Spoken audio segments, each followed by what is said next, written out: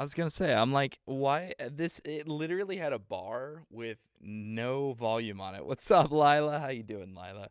Welcome in, Lila. Hey, check it out. I got an alert box, by the way. So, yeah. It's all you. Thank you. I appreciate it. How cool is that? I realized on the previous streams, it did not exactly play a sound, and I thought I kind of knew that that was going to be the case actually, because as I'm playing it, I'm like, watch it not have any sound whatsoever, and then on the playback, I'm like, check it out, sounds awesome, and it just had zero sound. So, oof, oof. It's good to have you, though. Thank you so much for coming in, and thank you for all the recent follows, by the way. Yo! Thank you so much, Lila. Thank you for the 25 bits. I appreciate that. You are amazing. Thank you, thank you. That's super sick. I hope that that's actually playing now, because I turned it on to monitor and output, whereas it was just monitor before. So hopefully that played this time. And if not, I will fix it. If not, I will fix it. And in fact, that is awesome. That is pretty sick. I'm gonna go ahead and just say, let's see, properties, alert box, monitor and output. Okay, so I'm gonna trust it from now on. I'm gonna trust it, but like, things have gone wrong in the past, so you never know. How are you today, though? I hope you're doing well. I hope everything is going well for you today, Lila. Yeah, super sick though on that. And I can just keep replaying it.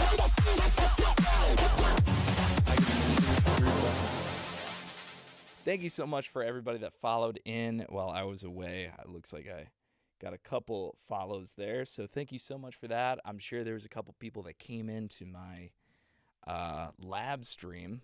I think there was a few people that followed in from there, so thank you so much for following the lab here on labdominals.com. Here on Labdominals. All right, let's see. What do we got? We got Logic Pro. Doing very well. Very busy. Oh, I love that. Hopefully it's a good kind of busy.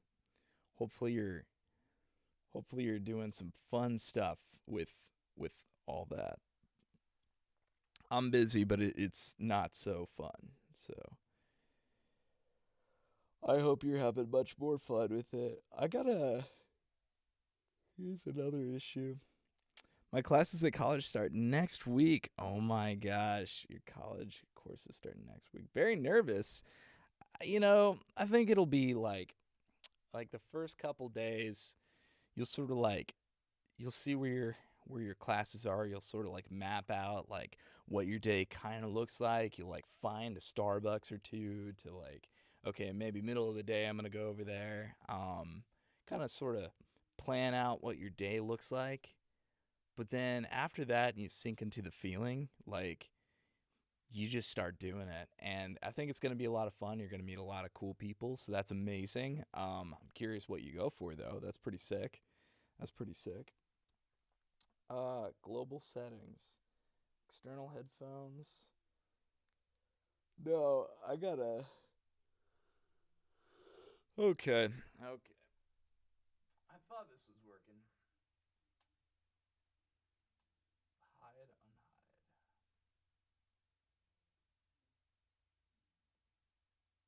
Oh, does it have to be on top?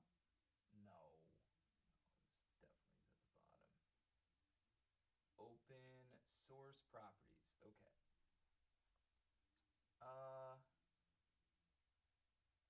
Top bar, cam box, global settings. Yeah, and it does that every time. I am so interested why it's doing this. All right, hold up. I'm a high school senior this year, so I'm actually dual enrollment. Oh, that's cool. I'll be bio, psych, and calc. Those are all good classes to start off with. Biology's easy enough. You'll probably do a lot of like phylogenetic trees, um, like evolution and ecology. I think that there's quite a bit of that going on. A lot of like organelles in the cellular system, so you probably have quite a bit of that. Psychology will be very interesting though.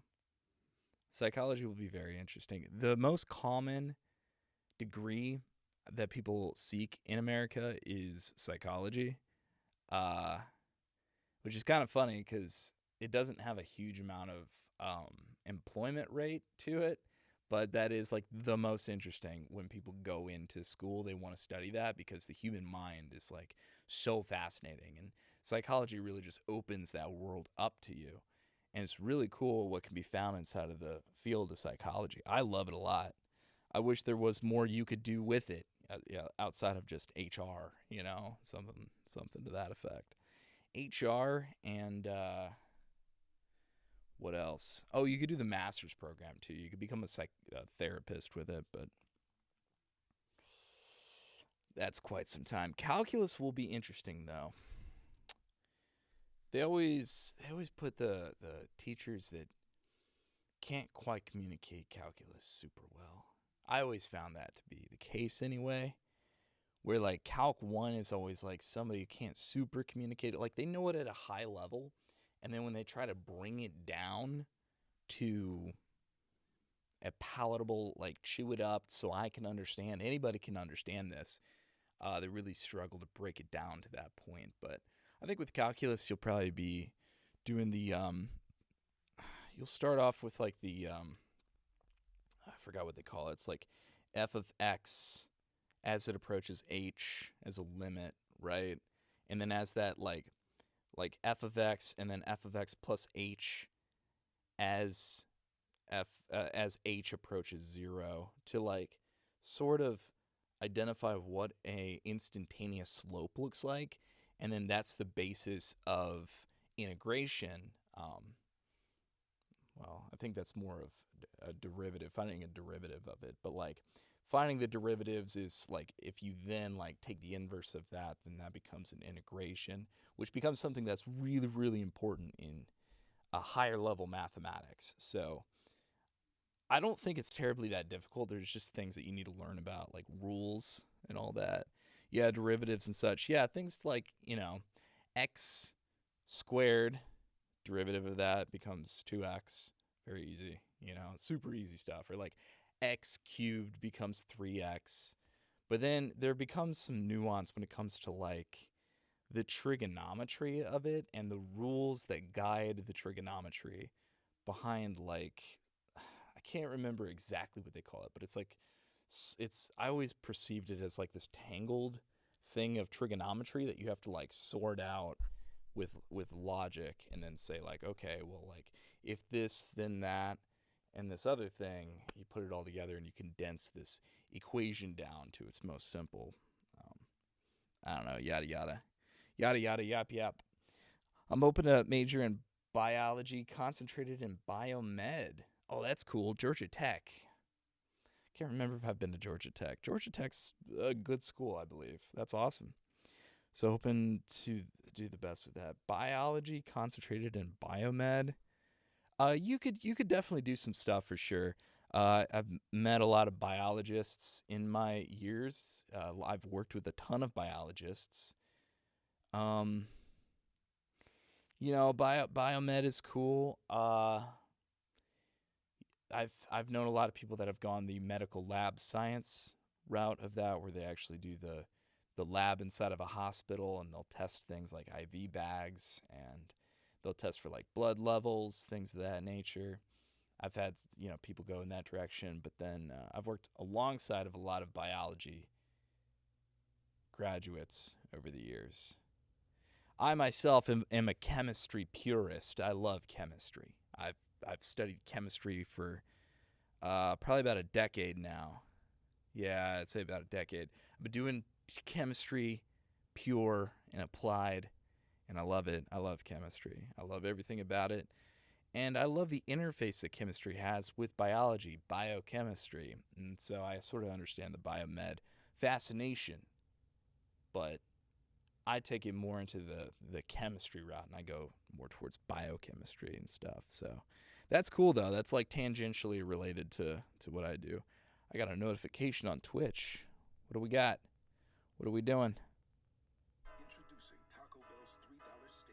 Introducing Taco Bell. Taco Bell. Introducing Taco Bell. All right, we're going to turn that off. We're going to turn that off. But I appreciate it. Thank you, thank you, thank you. I got to figure out what's going on with my Logic Pro. Because I got sources. Oh, I got sources. I got sources. So it should be a window capture. But,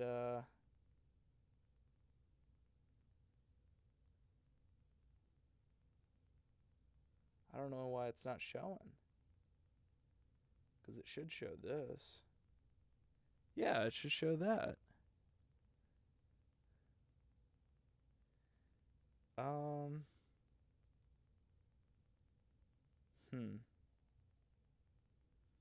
There we go. I'm going to put it all the way at the bottom. And then hope for the best, because that's all we can really do. My favorite senior from the class ahead of me, I love that, is majoring in chem at Georgia Tech. Hey, I gotta say, don't be afraid to major in chemistry, because if you major in chemistry, you can always become a biologist. You really can. You can take a step back from chemistry to biology, but it's a hard step going from biology to chemistry. And I mean, I'm of course biased. I'm a biased man, but I don't think chemistry is as hard as people say it is. I don't think chemistry is as hard as people make it out to be. There are certain things that people don't communicate properly, like redox reactions, for example, which it drives me absolutely up a wall that they're describing this in a way like the meme is oil rig, you know? And they're like, always remember oil rig. If you get lost, just remember oil rig. And you're like, okay, wonder what that means. Oil rig stands for oxidation is loss. Wait for it. Reduction is gain. Reduction is gain. Oil rig. Inside of this acronym, of which they give to you and they say, oh, if you ever get lost, just remember this. Oil rig. Reduction is gain. What is a reduction? It is the loss of something. What is a gain? It is a gain of something. They don't really tell you what you're gaining or losing. They just say, oh, just remember, reduction is gain. Less is more. Less is more. Just remember, down is up. If you ever get lost, just remember, down is up, east is west. Just remember that simple fact. And they wonder why it's not something that's obvious to people. I mean, so we're talking about electron transfer. Electrons carry a negative charge just by their convention. That's just because they gave it a negative sign. It's super arbitrary, but that's just the way it is. And so that has some downstream effects. One of those things is that when you reduce something, it's talking about a reduction of charge. And a reduction of charge happens when you gain an electron. And so they're saying reduction is gain because, like, oh, a reduction, you gain electron.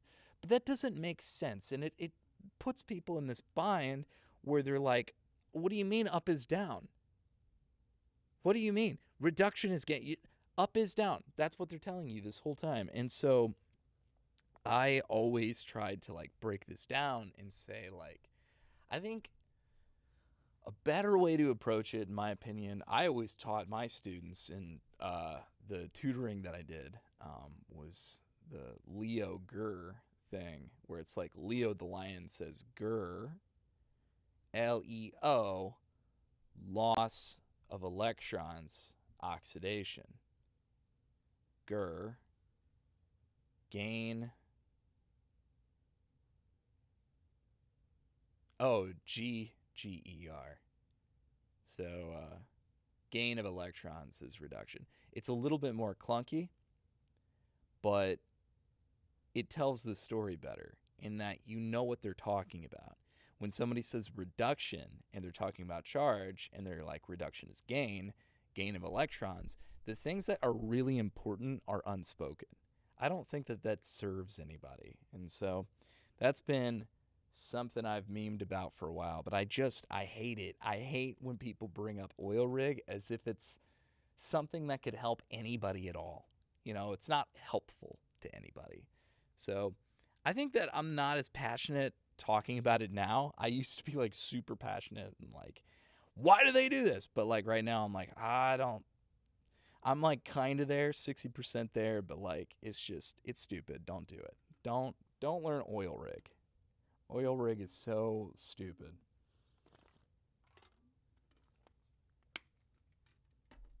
Loss of electrons is oxidation.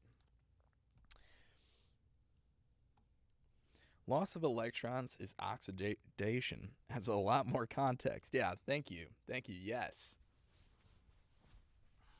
Loss of electrons is oxidation. Even if you just remember Leo, like that one thing, then you can fill in the gaps.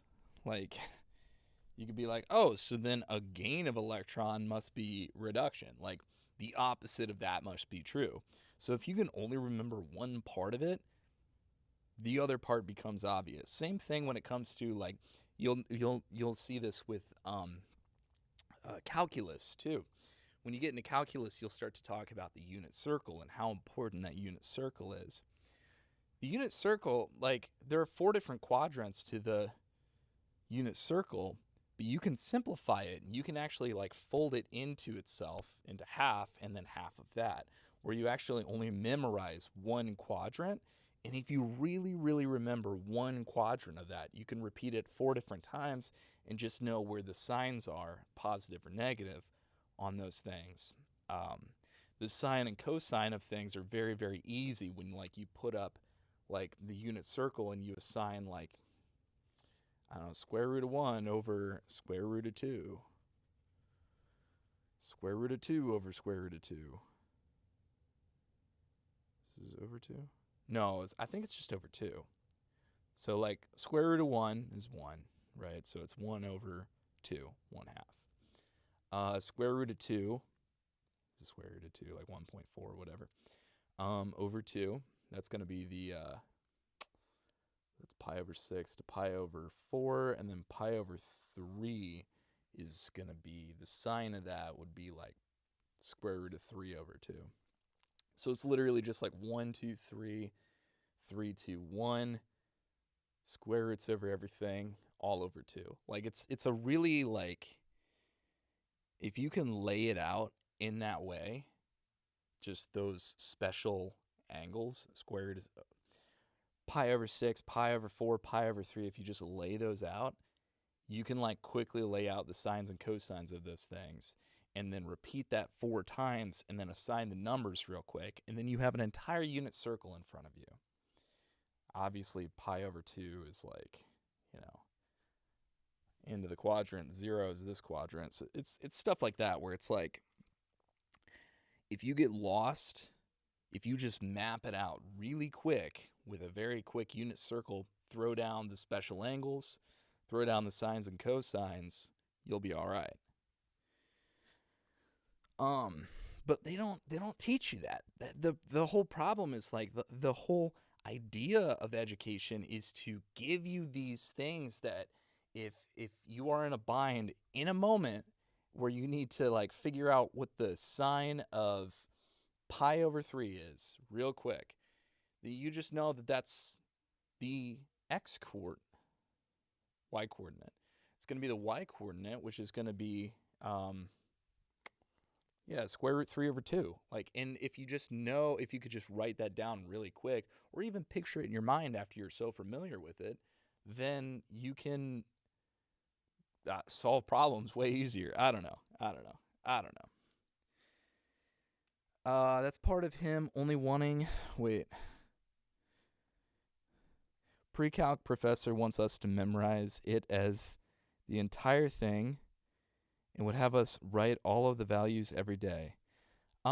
Yes, but, and I think it's important to memorize it, but I think it's only important to memorize one quadrant of it. They're not really explaining that you only really need 1/4 of what they're asking, and then you repeat that and you figure out what the rules are as far as the positives and negative signs of the cosine or sine of it. So I think it's important to know how it extends from that point, but the only important part is 1/4 of it, and focus on that one quadrant first. And I don't think it was ever explained to me that it's like, just really drill down and memorize this one repeating pattern as much as you can, and then sort of know how it extends from there, but like you'll logically put it together in the moment. That's part of him only wanting it his way. Yeah, yikes. Because that's just not how the world works, you know? Like, there's a million different ways that you can get from point A to point B, and in fact, if you do it in a novel way, if you do it in a creative way, in a way that nobody else has done it before, you could get from point A to point B in half the time, because you've figured out a unique set of pathways to navigate through this messy milieu. So you actually benefit as an entrepreneur if you do it in a way that is novel, if you do it in a way that nobody has done it before. You actually profit substantially from it. So I don't know. That's just me. But I feel like being an entrepreneur, being somebody who approaches things in a novel fashion, should be rewarded from an education standpoint, because people at academia should be on the forefront of discovery. And how do you discover things? By doing it the same old way every single time. That's the definition of insanity, and any 9-to-5 is going to drive you there. So I don't know. It's a lot, though. It's a lot. I would say that if anybody tries to force you to make it just their way, then you gotta run, not walk from that location. You gotta run away as fast as you can. All right, so we got about an hour left of this day. What I'm gonna do is I'm gonna record for maybe about an hour, and record as much of this project as I can. I'm then going to upload it to Descript, because we're at the 15th. And on the 15th, we actually reset our credits. And for anybody who doesn't know, Descript is the editing software that I use to go in and take out all of the retakes of everything that I do.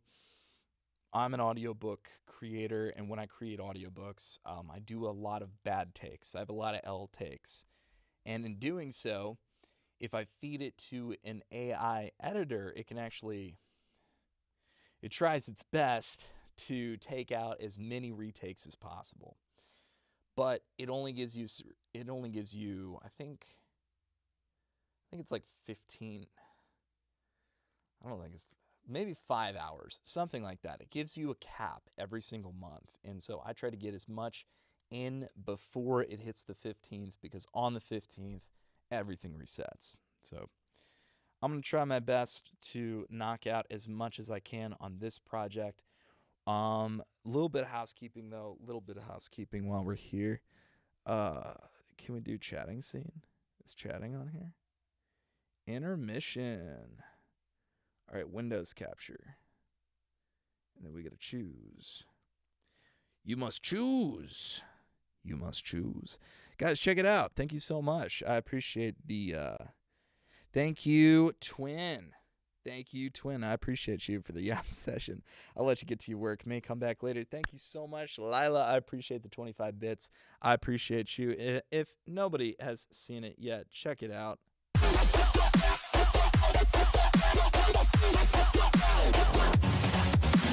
That's all Lila right there with the 25 bits. I appreciate that. But have a great night. I appreciate you. Thank you, Lila. Thanks for popping in. Always nice to see you.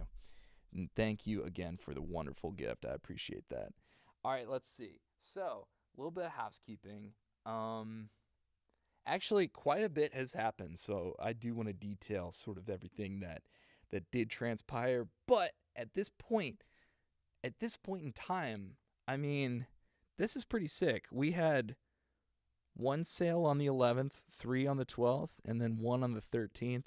And we've had 1, 2, 3 different days where we hit the maximum amount that I've ever sold, I think, which is 3 units in a day, which is really, really cool. Thank you guys. I really appreciate it. I'm not sure if anybody here is seeing it, but maybe somebody listens to the project and then finds the live stream after the fact, and thank you for that, for listening to the project so far. But so far, so good. And with our projects, you'll notice a drastic change here because something happened and I have no idea what it was. But a couple of different things. We'll go to the completed tab. Big win. Blackjacks and craps, 21 winning strategies that went live on the 1st, which is 13 days ago. And check it out. Since that time, it has gotten 5 sales already, which is incredible. It's incredible. That's so cool. It's already gotten that many sales. I'm loving it. So thank you so much for that. It's already finding some success in its own right. And we've been working really hard on this poker math book, which just recently made its way into review a couple days ago. So that is currently in review and probably will be until the end of August. But love to see that that's making progress. But you'll notice something. We have released 2 projects. We were at 8. We released 2 projects. We were at 8. We released 2. We should be at 10. What's going on? What's going on? What happened? Those numbers aren't adding up. What's the deal? I'll show you what's the deal. You'll notice that my in production numbers kind of went down a little bit. I'm only working on 2 projects now. Very interesting. What happened? A couple different things happened. First of all, I don't know why this happened, but Medical Law, one of the books that we've been working on for a while, that we've been slowly working on, that they haven't reached out to us at all, that we've just been doing for like practice and warm up, and then we moved to something else, and we were probably about halfway through the project, but that actually recently got ripped from us. No notification whatsoever. No, hey, where's that project? I'm looking for it. Just immediately was pulled from the market. And not only that, but a book that was already live was pulled from the market. This book right here, Between the Market and the Nation, if you go back, you'll see a lot of my recordings specifically working on this project. It says it was 2.5 hours. This baby turned out to be like 3.5. I spent a lot of time working on this project, and this thing was pulled from the market. Just pulled. Now, I can go back into my sales overview, go back into 2024, and you can see that I've gotten 156 sales so far, which, by the way, thank you so much, guys. But of those 156, what books are the best sellers? Those are the things that I'm always looking at, right? What do people focus on? Baccarat's always up there. Blackjack is up there. Red Light Therapy's creeping up. That's my 3rd most popular right now. That's fantastic at 18 sales. That's phenomenal. I love to see that. Generative AI, one of the best ones. Biohacking Guide is up there as well. And we can see that Blackjack is getting up there. But down here, we have Between the Market and the Nation. And since I've sold it, since I have released that at the beginning of the year, January 8th, it has seen 4 sales. I'm pretty sure, I could be wrong, but I'm pretty sure one of those sales is me, and like the other 3 I gave away. I don't think this thing has sold a singular copy, to be honest.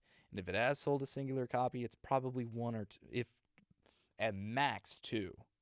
So I'm not like super bummed out that it's taken off the market and people can't listen to it at this point, but I am sad for the fact that sorry, let me rephrase that because I think it was backwards. I'm not really sad that it's pulled off the market and I can't make money from it. I think that's the main thing.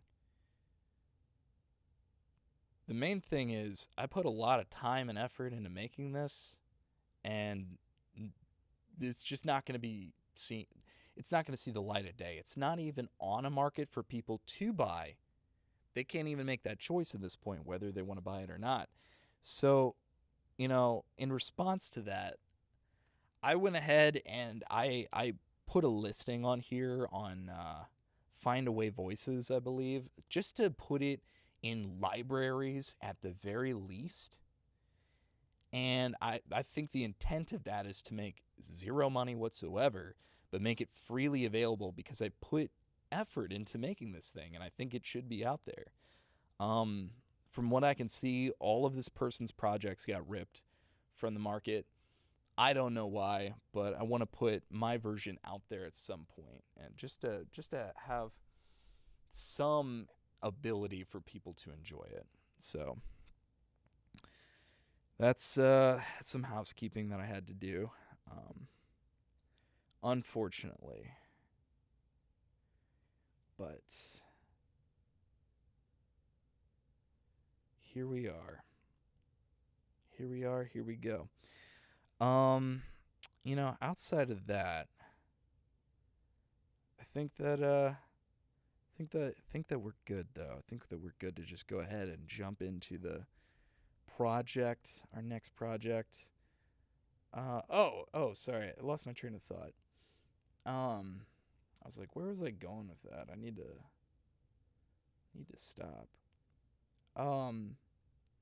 We did dissolve our contract with Mr. Andrew Kuden. We did dissolve our contract with him. What happened there is that he had...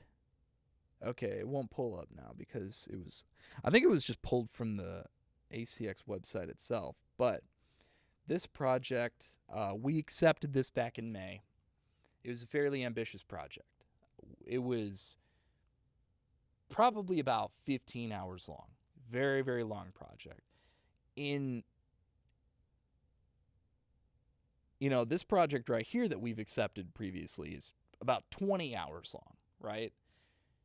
Pretty long project, and we've been working on this forever, and so having a 15-hour project is fairly close to this monumental thing that we've been working on for a while. And if you paid attention while we were on the sales overview slide,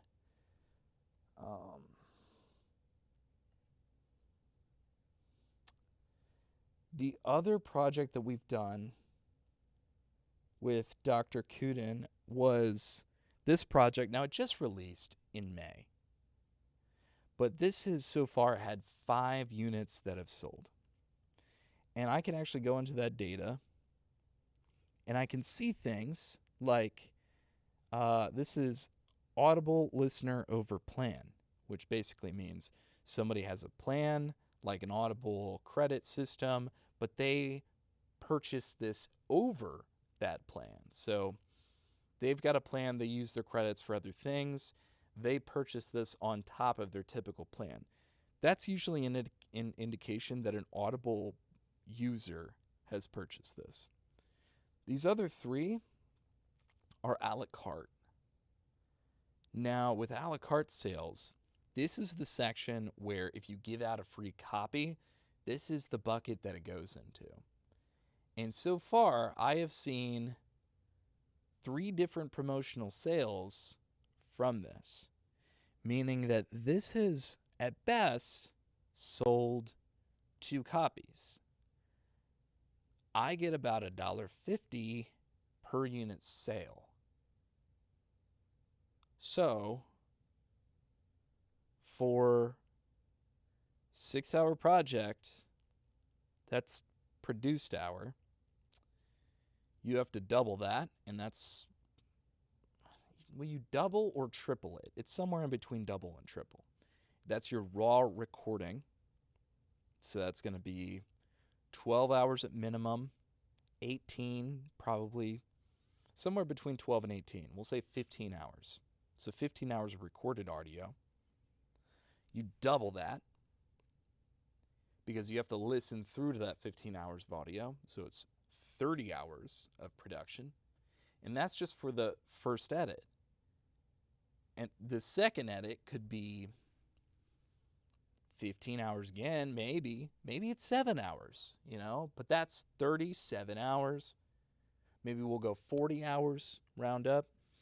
This could be a whole work week that we are doing on the side. So we have to find time outside of work to do it. 40 hours is really, really challenging to fit in to even like a month. This thing takes a very long time. So we're looking here at approximately like, let's see, when did I accept this? We could track it. So I accepted the audition. It was posted on the 4th. I used to be able to access the audition. Oh no, he just reached out to me actually. So he reached out to me, and I can actually tell because on sale since May 13th. And then we'll go into the mail and say offer to produce.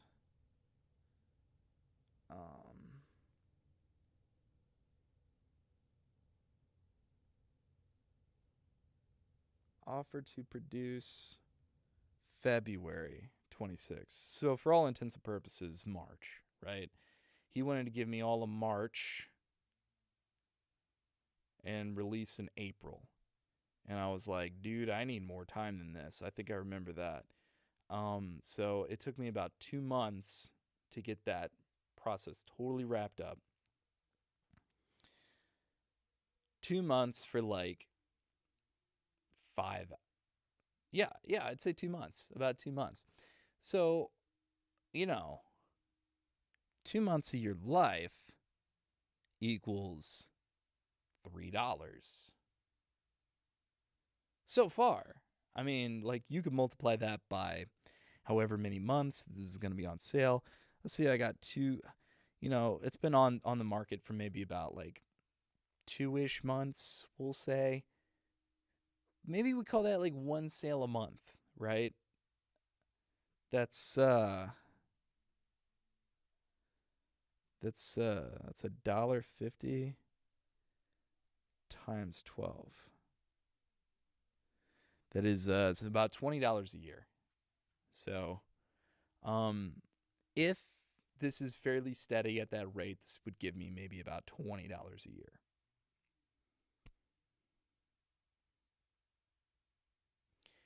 Is 2 months of your time worth $20?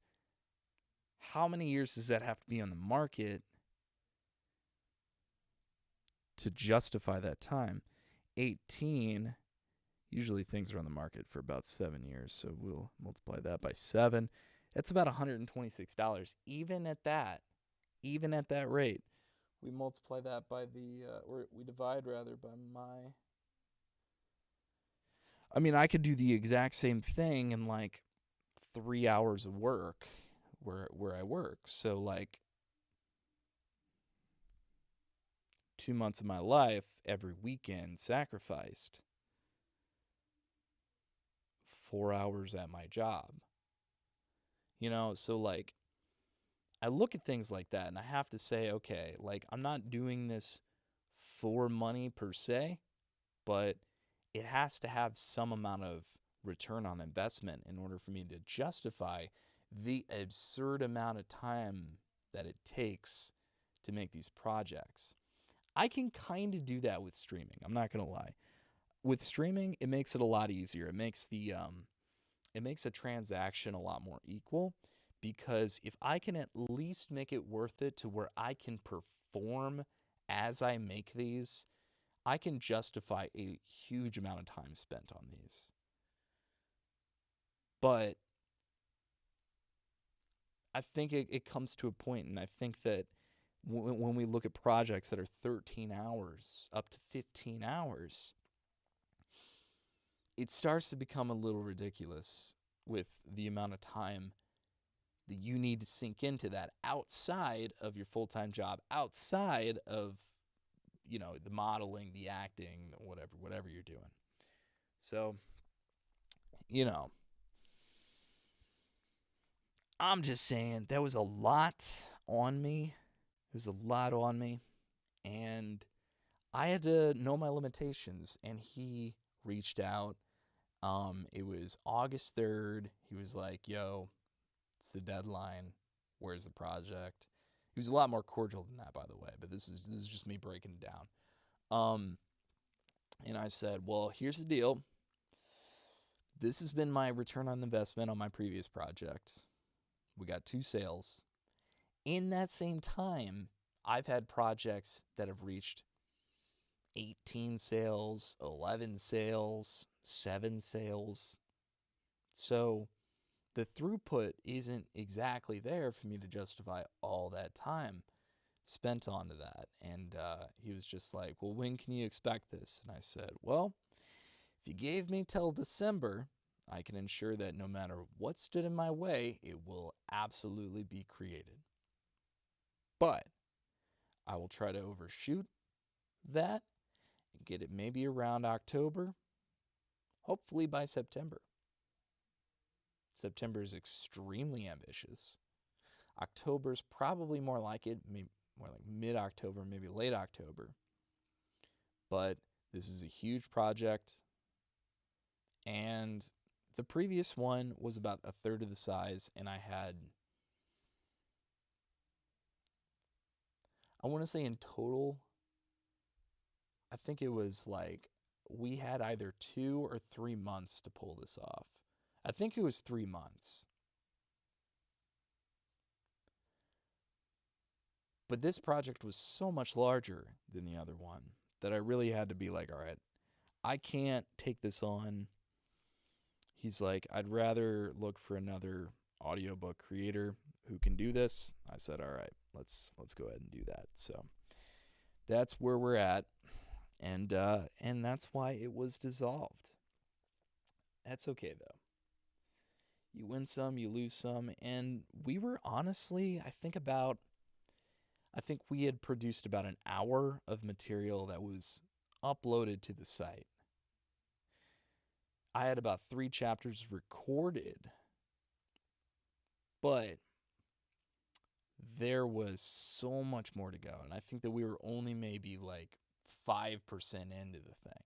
So I think it was best to call it quits this early and say, hey, well, if you want to come back, like maybe we'll set up something and we'll keep that December date. Who knows? But as of right now, it's not something that I can do. It was good material, though. I did like it. I really enjoyed reading it, truly. So it is what it is. You win some, you lose some. And we have a book on the market from him, and we have a good book on the market. Philosophical Methods was a really nice book. I loved reading that one. I think that Secret Codes was really near and dear to his heart, and I think that, he just didn't want to. He was watching it like a hawk, and he was doing the same thing to this Philosophical Methods thing, where like I would literally say like, hey, I'll get you this checkpoint by the end of the week. And he's like, sounds good. And then Wednesday comes around halfway through to that checkpoint, and he's like, where's it at? And I'm like, my brother, we literally, and so there was like so many instances of that where I was just like, dude, fuck it. Like, I am not dealing with this. I'm like, I will contact you bi-weekly at most. And then at that point I was like, I can't, my heart's not in this right now. And I got all these other like blackjack and poker math, this thing is already outsold philosophical methods, and it was just released. This thing just released, and it already outsold our previous project. I guarantee the moment this poker math hits the market, that one is also going to sell like hotcakes. Like this team does a really good job of, I don't know if it's marketing, I don't know if they just found a really good niche for it, but like this company does a really good job of putting out these projects to people. So I'm like, if they ever hit my mailbox, like I gotta give it to them. They're gonna completely outsell the competition. How do I avoid that? You know? So that's just where I'm at with it. Let's see if we can get some recording done.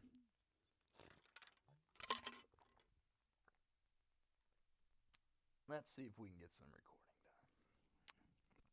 done. Enough yapping. Let's get clapping.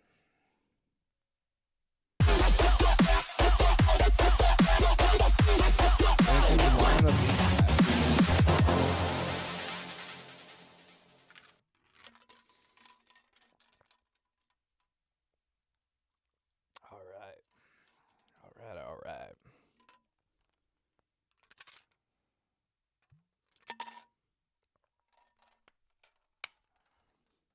Let's get it.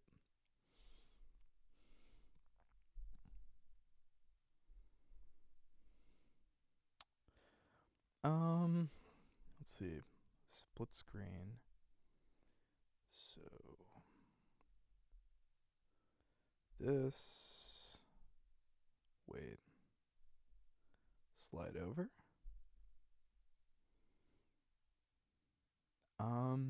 And choose another app. Okay. Well, I was just on the app. Oh, here we go. There we go.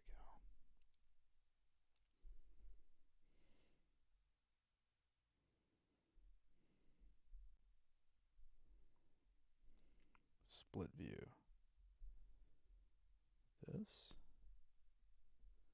Split view. How about Twitch? There we go. Bring that over. Cool. All right, let's produce some stuff. Let's get it. Let's get it.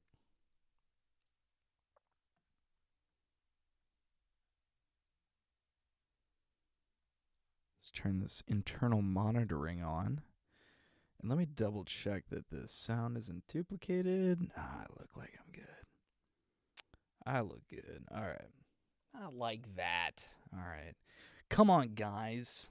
Come on, guys.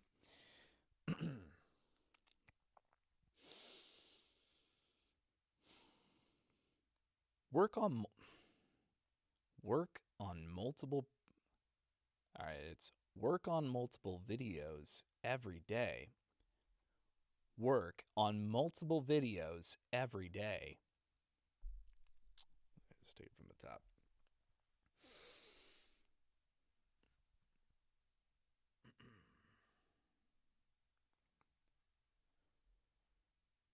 Trying to sound like Mr. Beast. Hold up.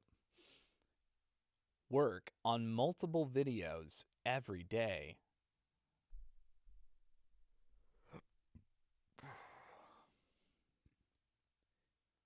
Please. Come down. Please do not come in and only work on one video during a work day. No, okay. This is warm up.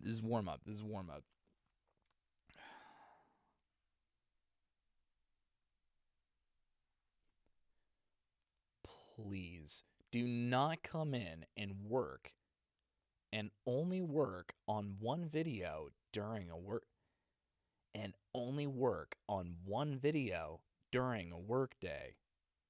That's how you fall behind on future videos. That's how you fall behind on future videos and create a nasty cycle That's how you fall behind on future videos and create a nasty cycle that I'm trying to stop. If you drop everything and go all in on a video for 3 days, if you drop everything and go all in on a video for 3 days, then that's 3 days for your other videos. Then that's 3 days your other videos will fall behind, and eventually you'll have to drop other videos to focus on those videos, and it will snowball until you can't do anything but focus on what's right in front of you. All right, this is getting stilted. I've got to shake out some stuff here. I got to shake out some stuff. Shake it like a Polaroid. All right. Click on that so it's following. All right.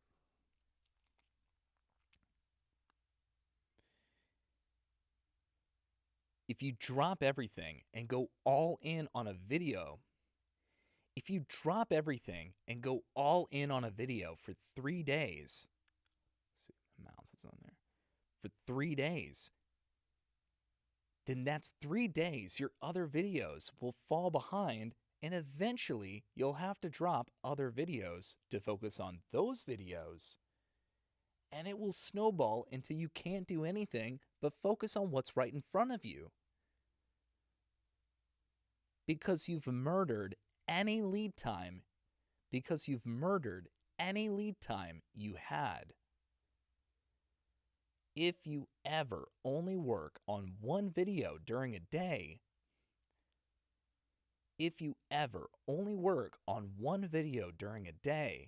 you failed as a Mr. Beast employee that day.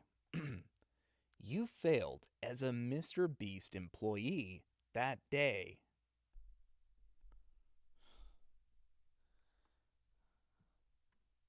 I don't know. It just sounds a little strange. Maybe I just think I sound strange at this point. You know, I'm like way too close to it, but it's like hard for me to make it sound unique to myself, but also kind of different from everything else on there, but also same enough to where people can understand what it is, and also have the intonation that I'm not native to, by the way. I don't speak in a tonal way. So speak in such a way that it can carry the story in a narrative-like fashion. I don't know. I'm yapping again. Be able to hold a camera. Be able to hold a camera. Obviously, everyone has their roles in the company, and to be honest, if you can consistently lead and produce videos for me with a 90% success rate, I don't care if you piss in the sink every day. I'll still love you. But having said that, it'd be nice if at the same point you got your training on our style of. But having said that, it'd be nice if at some point you got training on our style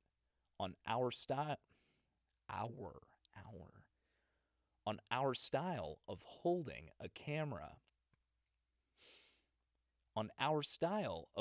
a camera. When we do a big shoot, not local, it'd be nice to not have to bring. How many zeros? It'd be nice to not have to bring 10 million people. It'd be nice to not have to bring 10 million production people and 100,000 camera people.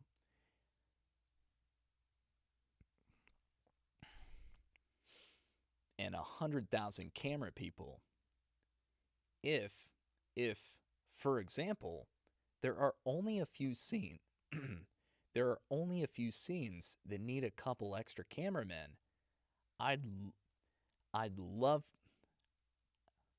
I'd love for us not to have to fly, house, transport, and baby more cameramen when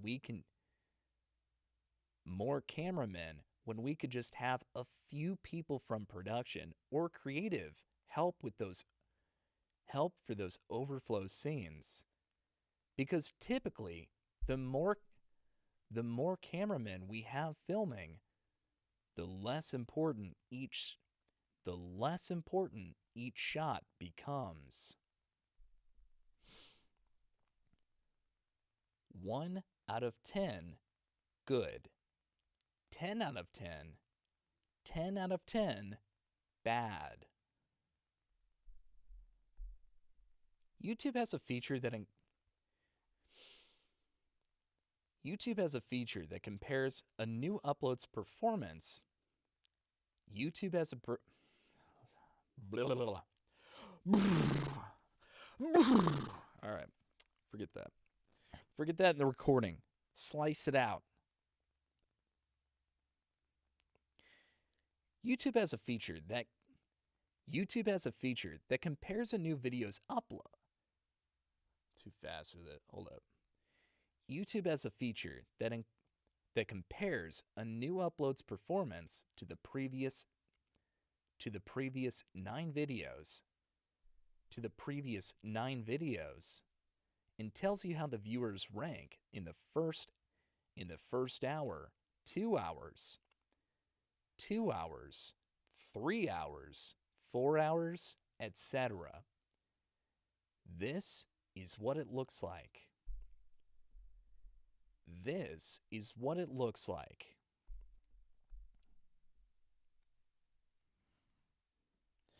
Some part of this is it's becoming more contingent on images.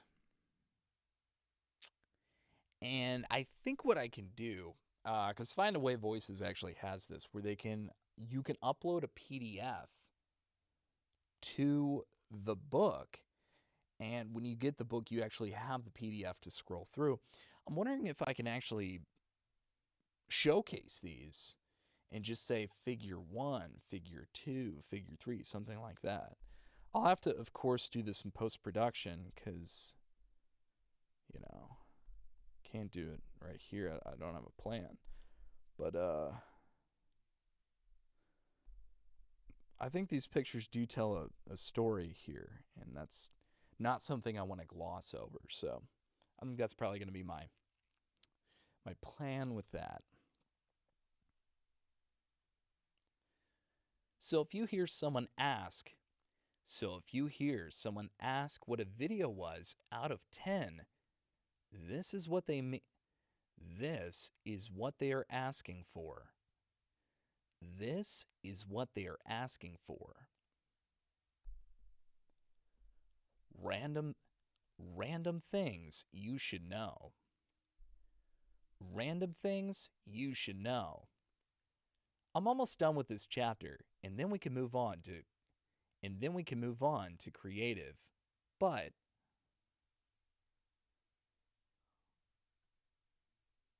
there we go.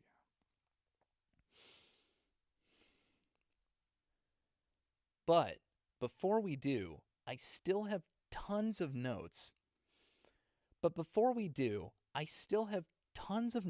Around producing content that I can't really break into their own sections. So, I want to rapid fire them. Here, so you at least hear them once before starting your journey. Do not leave contestants waiting in the sun. Ideally waiting in general for more than 3 hours. Squid Game,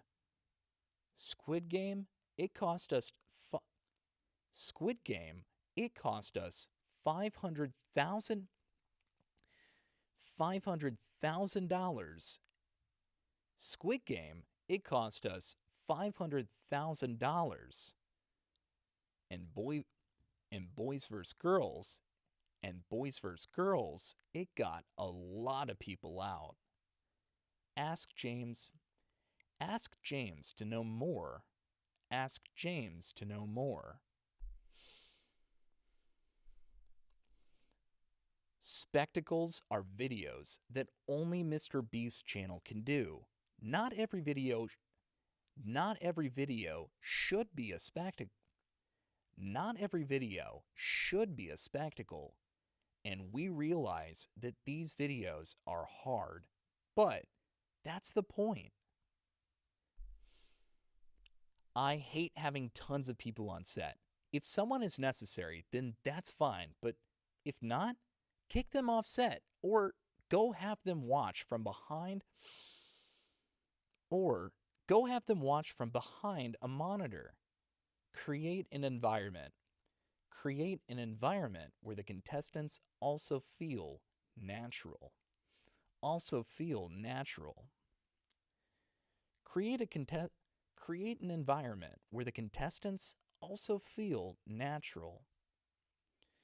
Create an environment where the contestants also feel natural. I'd rather you be honest with each other than nice to each other. Do not talk down to talent. Do not talk down to talent or do anything to make them feel like shit. Do not talk down to talent or do anything to make them feel like shit. I need them to be happy and in good moods.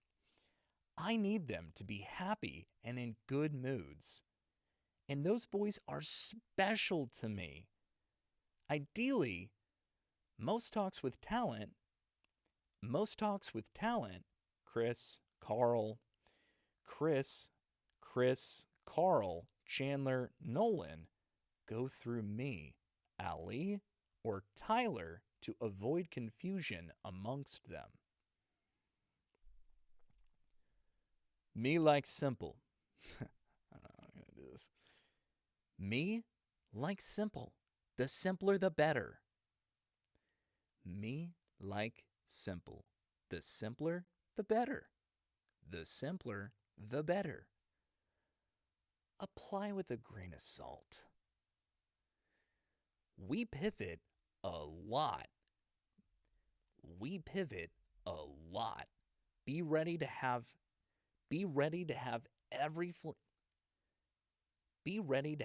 everything flipped on its head at a moment's notice.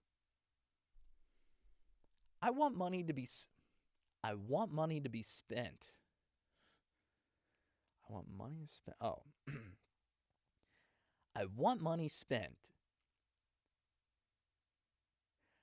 I want money spent to be shown on camera, ideally. If you're spending over $10,000 on something and it won't be shown on camera, seriously think about it.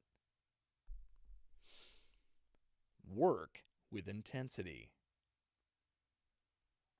Push outwards, not inwards. Pull all-nighters weeks before the shoot, so you don't have to days before the shoot. If something goes wrong on shoot, always check to see if it could be made into content. Always check to see if it could be made into content. A tree fell over on your car and breaks the 1,000. A tree fall over on your car and obviously all that. A tree falls over on your car. I feel like I did it better the first time around. Hold up. A tree falls over on your car and breaks the 100 vases we needed to give away.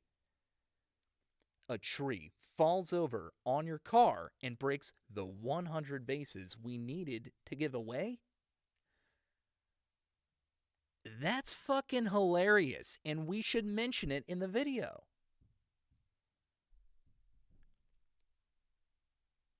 LOL. Feasibility.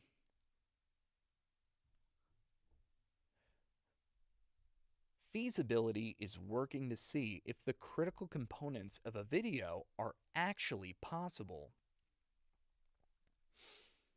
Example would be if I wanted to play hide and seek in the world's largest building.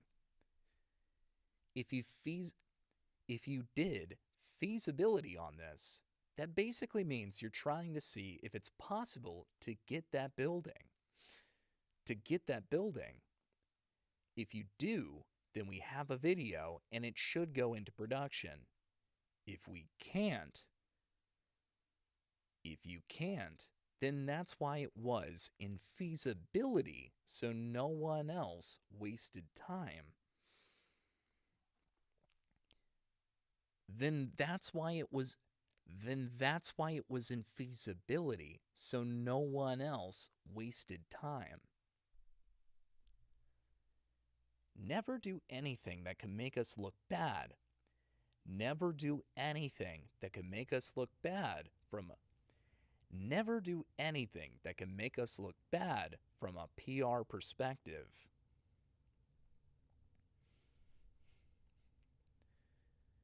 We often do renderings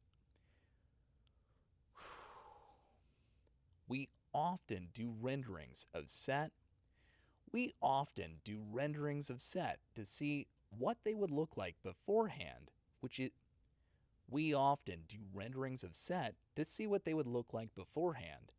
is amazing and helps us a lot because I'm very visual.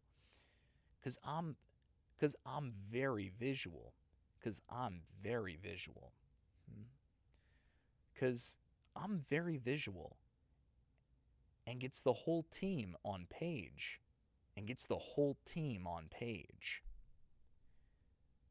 When doing these renders, though, I want to make sure you know the difference between a previs and a concept. Please do not refer to a render as a previs unless that is actually what we plan on building. If it's just a render for inspiration and is not being locked,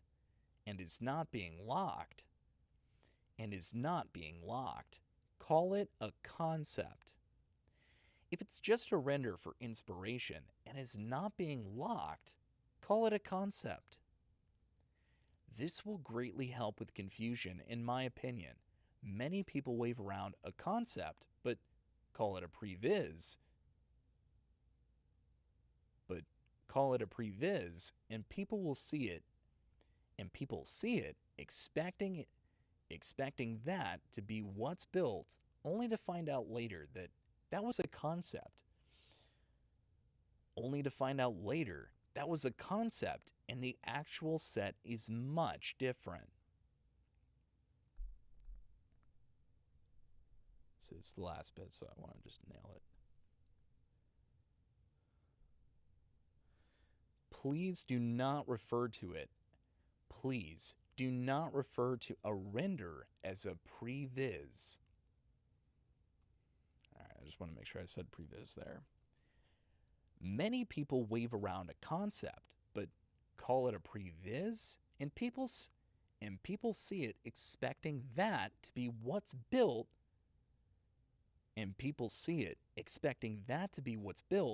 only to find out later that was a concept. And the actual set is much different.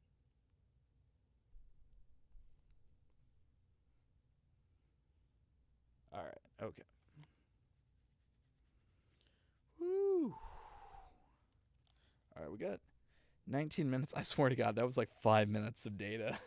It just took forever to bounce. Oops.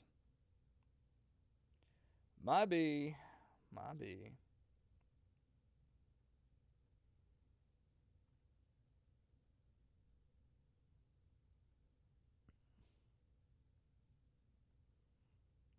Uncompressed wave. Okay. We're going to bounce it. We're going to bounce it. We're going to bounce it, baby boy. All right. How to YouTube Descript outsource. This is Chapter 2, Part 2. Because Chapter 2, Part 1 was freaking an hour and 30 minutes. How is it an hour and 30 minutes, guys? How is it an hour and 30 minutes? That makes no sense. That makes no sense. What's the deal? All right. So that is done. What I'm going to do is I'm going to show you guys what I'm doing. I'm going to go to the intermission screen. Where you at? I think I call it chatting screen.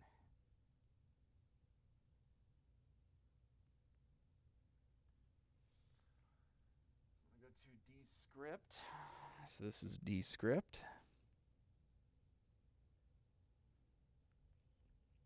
I'm going to go into ACX audiobooks, and then this is the project-specific folder. I'm going to say this is a new project, an audio project. Upload the file of our audio project. Let's go to La C. Go down to VoiceOver, ACX, How to YouTube, Descript Outsource, Part 2, Open. There we go. My speaker name is Eric Pullman. Ba-bam. And then it'll load. And as it loads, we can record more. We can record more as it loads. So, love to see it. One last thing that I want to do while I'm not on that screen, though, is I want to check the usage. Sometimes when I check the usage, it'll like show my email address and then like my whatever. All right, so we got 5 hours. What's our invoice?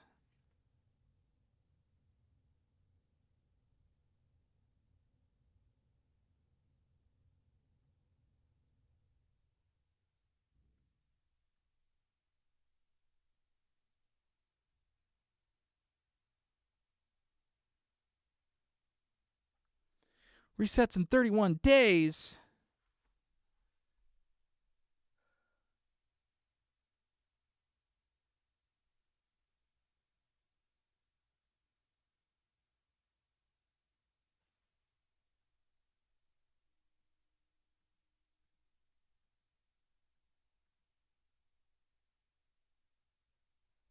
My monthly limit is 30 hours. My monthly limit is 30 hours. Okay.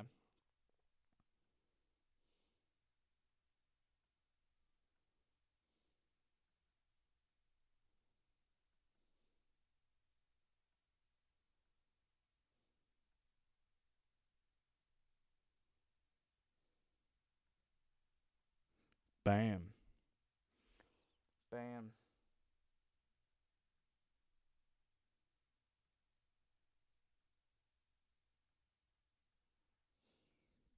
I have one daughter stuck in my head.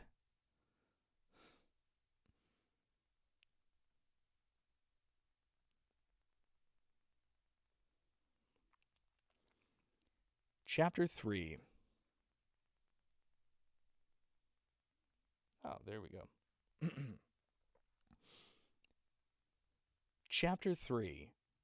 Chapter 3. Chapter 3. Creative. We are a creative first production company.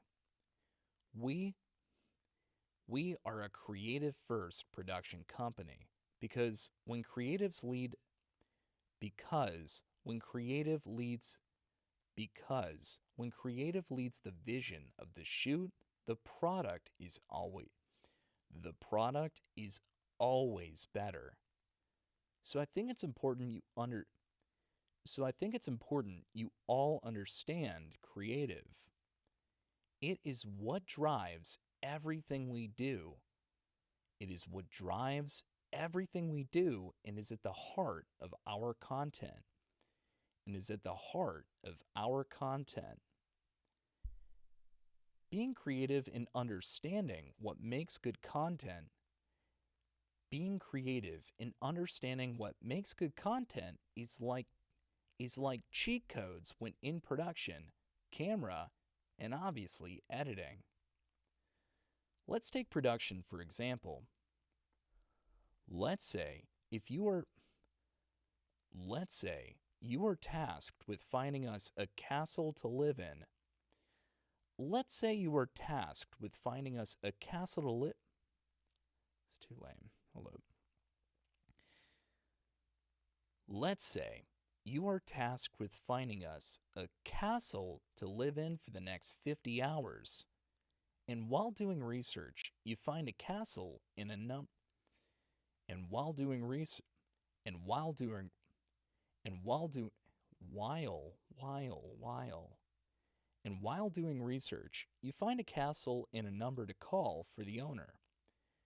You find a castle and a number to call for the owner. So you call and so you do call and he answers. So you do call and he answers. And he answers. Only problem is, he says he quit the castle renting business. Only problem is, he said he quit the castle renting business. Only problem is, he says he quit the castle renting business to pursue his dream of building a 100-foot tall Lego catapult.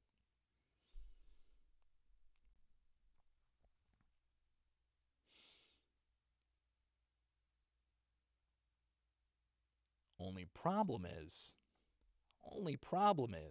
he says he quit the castle renting business to pursue his dream of building a 100-foot tall Lego catapult. Lego catapult. Lego catapult. You can obviously tell where I'm going with this. Ideally, you'd recognize that's a badass as fuck. You'd recognize that. Ideally, you'd recognize that's badass as fuck and try to convince him to use it. And try to convince him to let us use it when we do find a castle.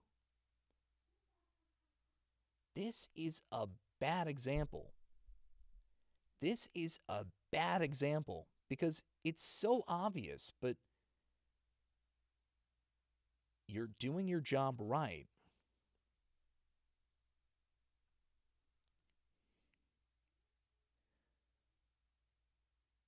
But if you're doing your job right, you will be doing an absurd amount of calls in data collecting. While trying to complete your prios and preparing while trying to complete your prios and prepare for the video, you should always be on the lookout for new things that you can bring to your creative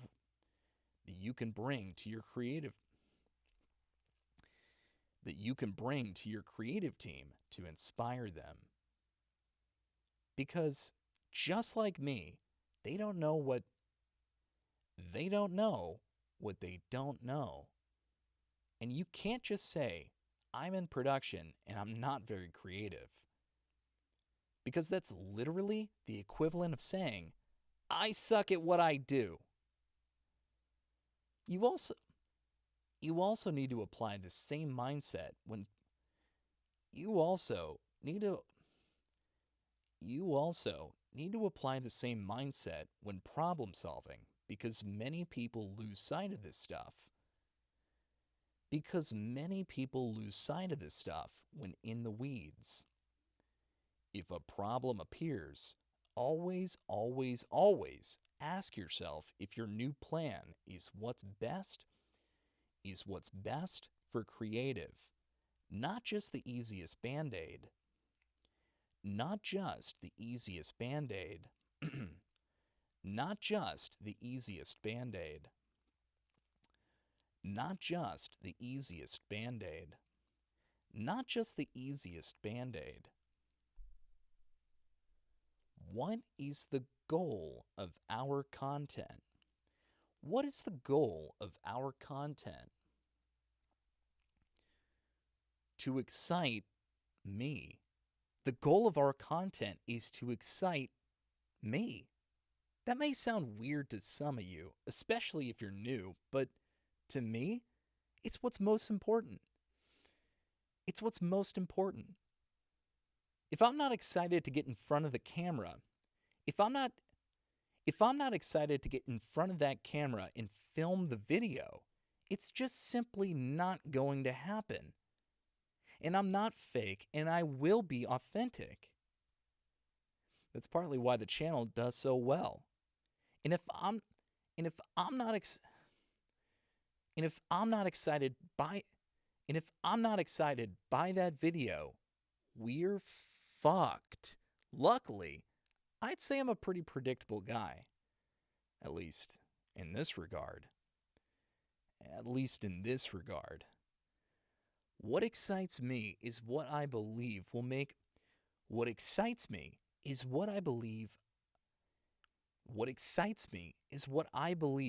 the audience happy. That's what it always has been and will always be. I'm willing to count to 100,000. I'm willing to count to 100,000. Bury myself alive or walk a marathon in the world's largest pair of shoes if I must. I just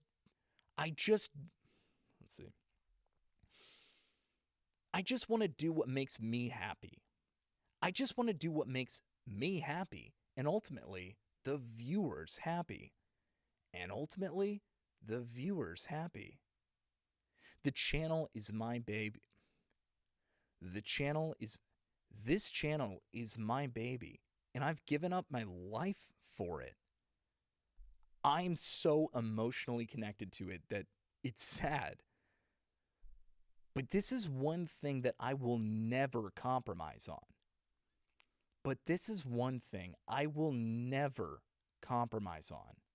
I have zero issues throwing away a multi-million-dollar video if I don't think it's up to my standards and is good for the audience. We must always be improving and innovating.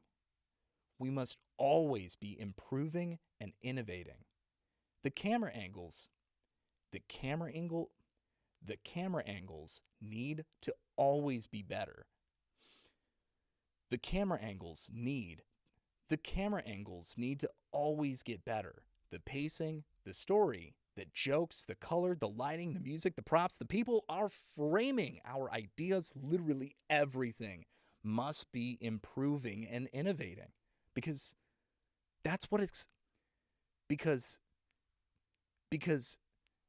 that is what excites me. That's literally what I live for. To see these videos get better and better and ultimately make the viewers happy.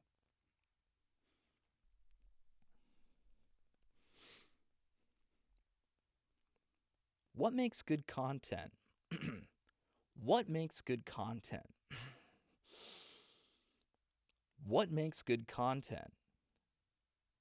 This is where things get subjective, and my brain is probably going to turn into mush. The problem with what I'm writing here is that good content is limitless. Literally anything can make good content. Take a baby doll, for example. Let's take a baby doll, for example. You can see who can throw. You can see who can throw at the. You can see who can throw it the farthest with their left hand out of a group of 5 people. Watching them throw a baby doll with their watching them throw a baby doll with their bad hand and funny sound effects is fucking hilarious. You can also go on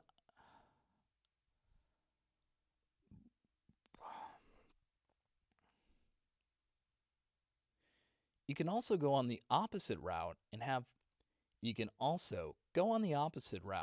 1,000 baby dolls and see how many it takes for someone to throw it in a You can also go in the opposite route and have 1,000 baby dolls and see how many it takes for someone to throw it in a crib 200 feet away.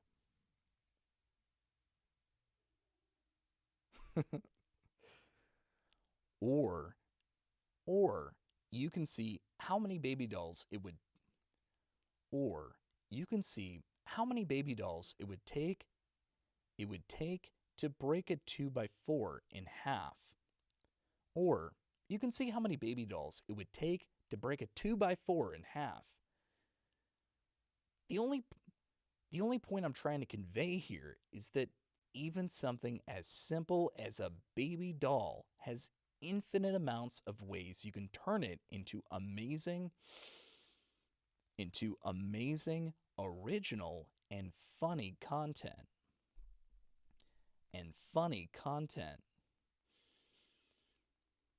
Good content could be anything. Always have an open mind. And never stop innovating. Having said that, this is YouTube. And there are constraints. You know the video can't be a minute, so you're obviously going to need a story to hold.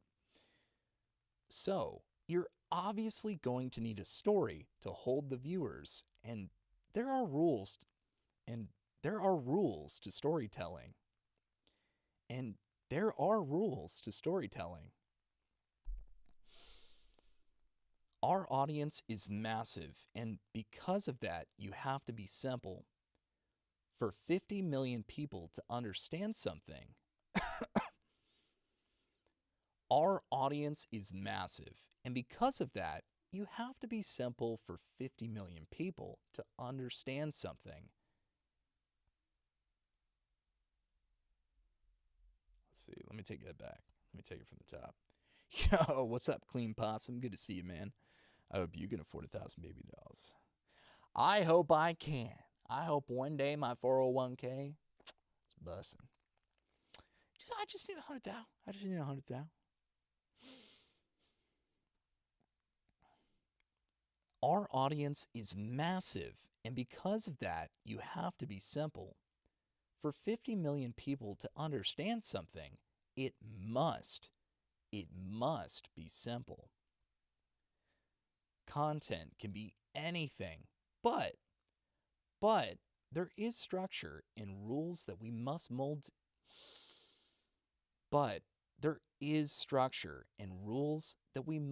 It into that I want to teach you about, because virality doesn't just happen. Because virality doesn't just happen. Every frame of our videos will be seen by tens of millions of people. Every frame of our videos will be seen by tens of millions of people.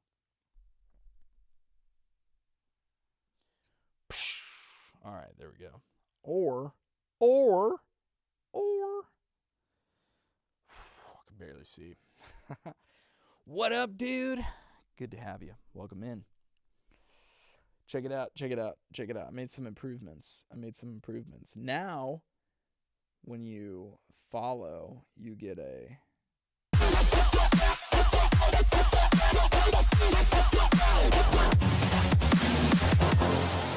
absurdly loud announcement that somebody has followed. And then you get the same thing if you donate bits.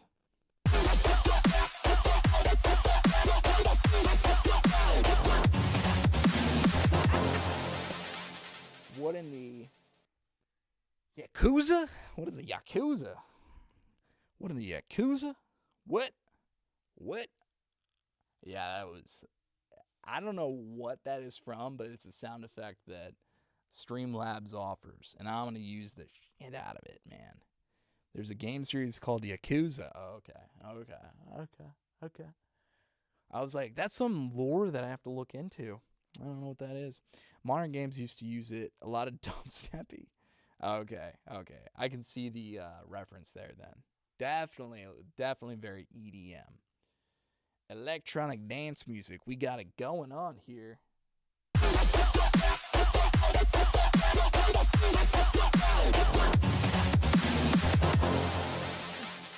That's ridiculous. Absolutely ridiculous.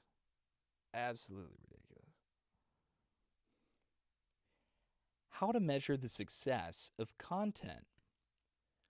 Like I said at the start of the metrics. Oh, yikes. Hold up. Like I said at the start of this, the metrics you should care about in regards to virality. It's too repetitive. Hold up. Like I said at the start of this. More flow into that. Like I said at the start of this, the metrics you should care about. The metrics you care about in regards to virality are CTR, AVD, and AVP. If you want to know if the contents of a video are good, just look at the AVD and AVP of a video after we upload it. Because based on how long people watch and what percentage of the video they watched, because based on how long people watch and what percentage of the video they watch,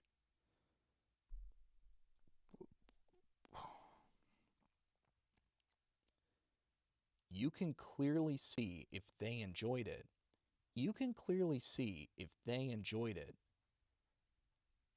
To show this in action, below is the retention data for two separate videos of almost identical length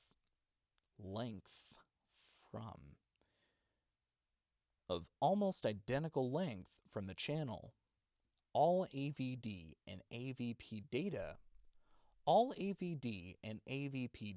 I share will be the first day data to make it. All AVD and AVP data I share will be first day data to make it apples to apples.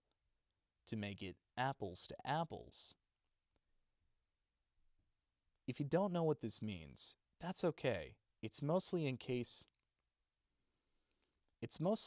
Mario gets his hands on this.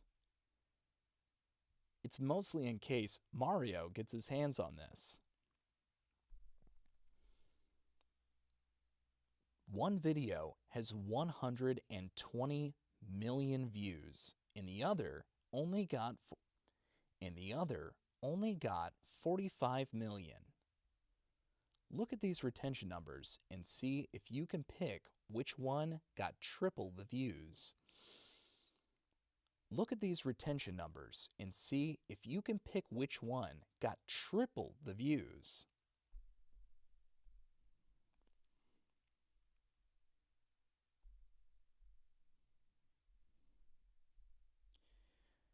two graphs showing identical slopes, but one has an average view duration of 5 minutes and 58 seconds and 49.9% average percentage viewed. The second has 7 minutes and 36 seconds average view duration and 68.3% average percentage viewed.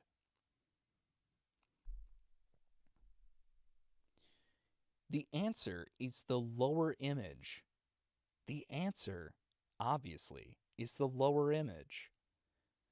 People on average watched this video a minute and 38 seconds longer than the other video of the same length. Blah. People on average watched this video a minute and 38 seconds longer than the other video of the same length. Of course it got triple the views. It's clear as day for YouTube that people liked this video. Of course it got triple the views. It's clear. Let me see if I can elevate it. Of course it got triple the views. It's clear as day for YouTube that people like this video much more. For your videos to do well, you must get their AVD and AVP as high as possible. For your videos to do well, you must get their AVD and AVP as high as possible. The longer people watch, the better a video. The longer people watch, the better a video will do. This is why I'm such a stickler for every single second of content. This is why I'm such a stickler for every single second of content. Hook people at the start of the video. Transition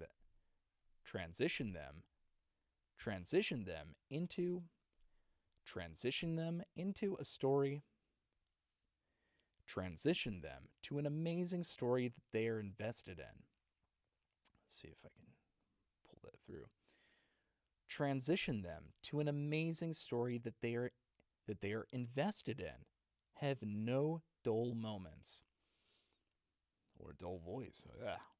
Have no dull moments. And then have a satisfying payoff at the end of the video with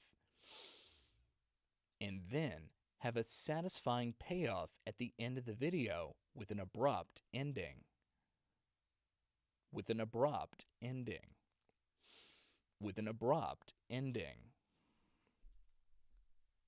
Formats. One way to boost retention on a video is to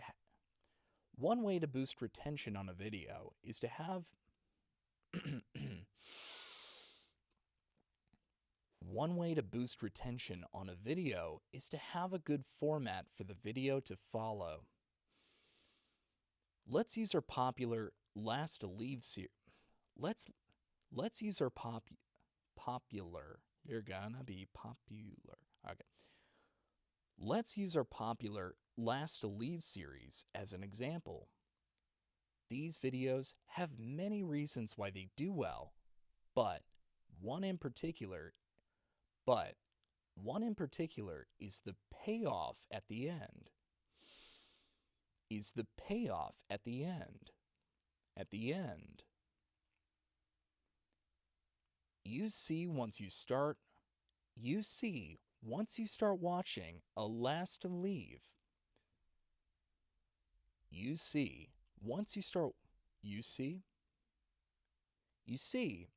Once you start watching a last to leave, you get invested in the progress and the challenge. You really want to see who leaves the circle last and wins the $100,000. You really want to see who leaves the circle last and wins the $100,000 and wins the $100,000. Hmm. Luckily, luck, luckily, the winner isn't revealed until the end. Luckily, luckily, the winner isn't revealed until the end of the video. Until the end of the video. So as long as we don't make the video boring as hell,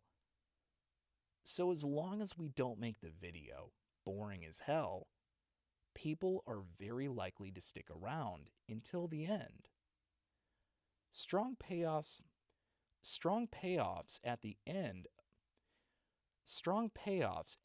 of videos boost retention. But obviously, last to leave isn't our only format. Another example of a format is what I like to call stair-stepping. Stair-stepping is what I like to call. Another example of a format is what I like to call stair-stepping. A good example of this is, I bought the world's largest firework. A good example of this is, I bought the world's largest firework. Firework. I bought the world's largest firework. This video opens with us showing all the fireworks, then lighting a $1 firework.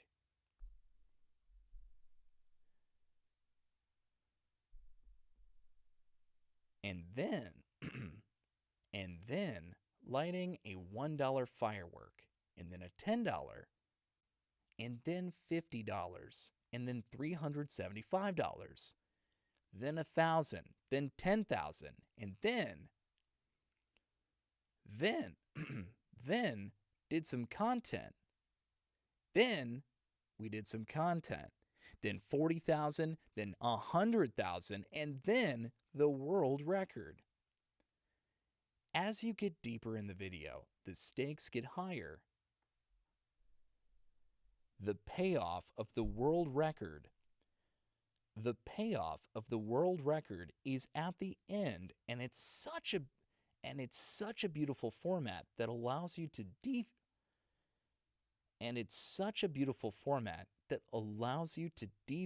if you want.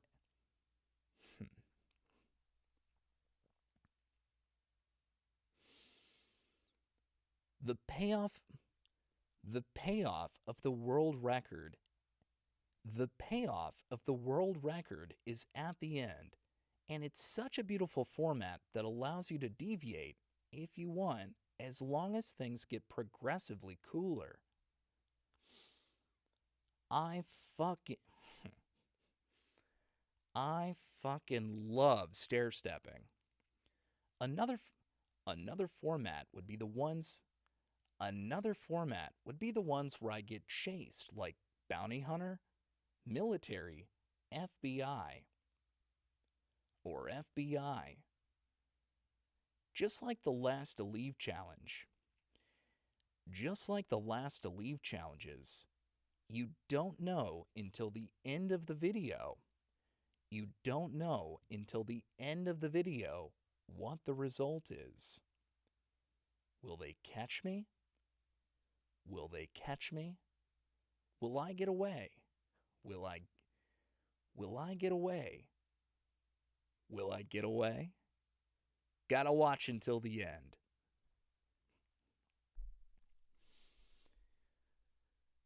Throughout the history of this channel,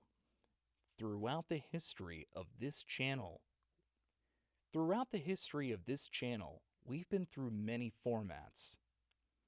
A big one back in the day was donating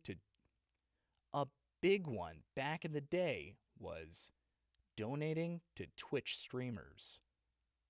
And people loved them. loved them. I'd go into random streams and donate $10,000. I'd go into I'd go into random streams and donate $10,000 to a streamer to see how they'd react. To see how they'd react. To see how they'd react. All in all, we did like 12 of them. And when I stopped, people begged for more. And that's because like Steve Jobs says, people don't know what they want. People don't know.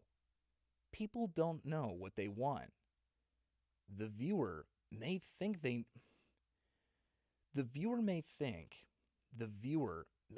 want a format forever, but they don't. They want new and fresh things. This is evident because every channel that rehashes formats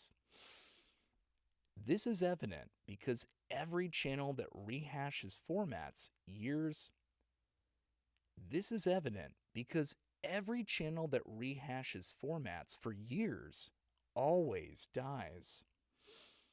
Always dies. This is why I'm constantly ditching formats in exchange for newer ones. Ideally,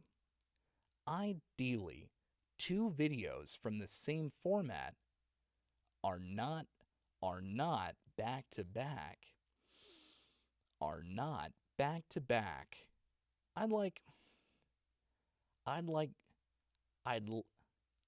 Ideally, 2 videos from the same format are not back to back. I'd like multiple different videos. In between them. I'd like multiple different videos in between them if possible. I'd like multiple different videos in between them if possible. I'd like multiple different videos in between them if possible.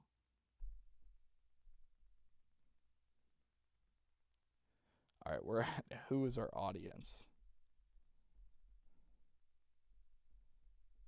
All right, I thought we Oh, chapter 4 is 1 page. Okay. We're 6 pages away from the end. All right. Let me just take a brief moment to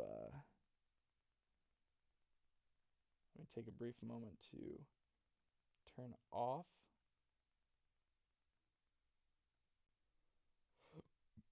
all of these. I'm going to say this is part 1.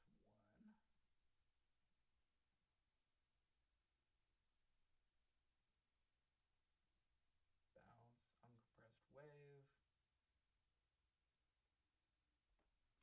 All right, we just have to upload this before midnight.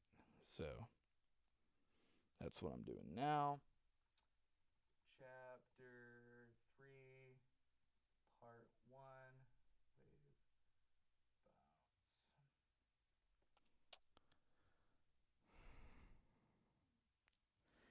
All right, and then game plan, guys, because we got 6 pages left, and there's no possible way that we're going to just not do those 6 pages. I mean, we're so close to the end.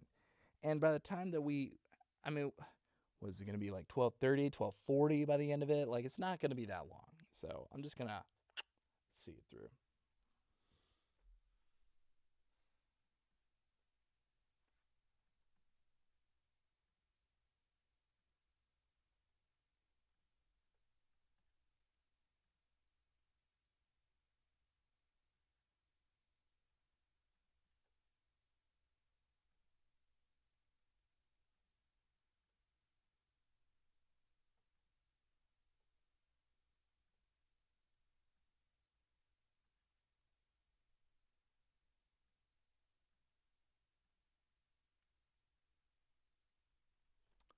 There we go. All right. Now that's thinking. You know, it's even better when we have like a countdown up where it's like, how close to midnight are we? I don't think we're close enough to do a countdown and make it like a prediction. Like, will I make it to the end, guys? Will I make it?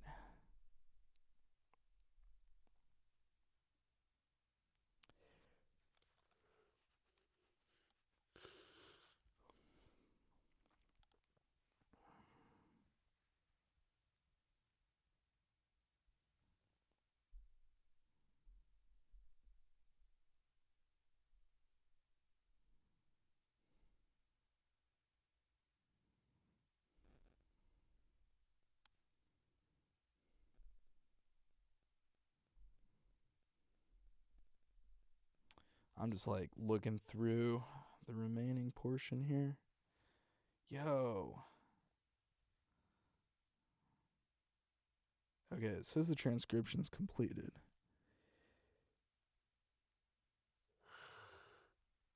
Upload completed.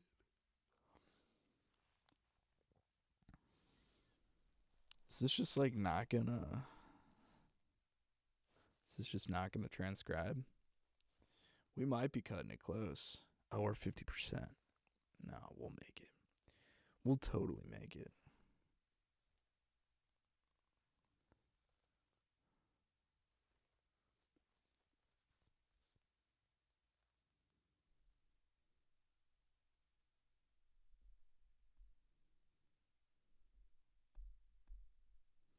We talk about brand deals, and then we go to some rapid fire, and then like a last one. Nice. All right, we made it. Yeah, we'll do this in like 30 minutes tops. 30 minutes tops, I promise. All right, we did it. We did it, guys. We did it.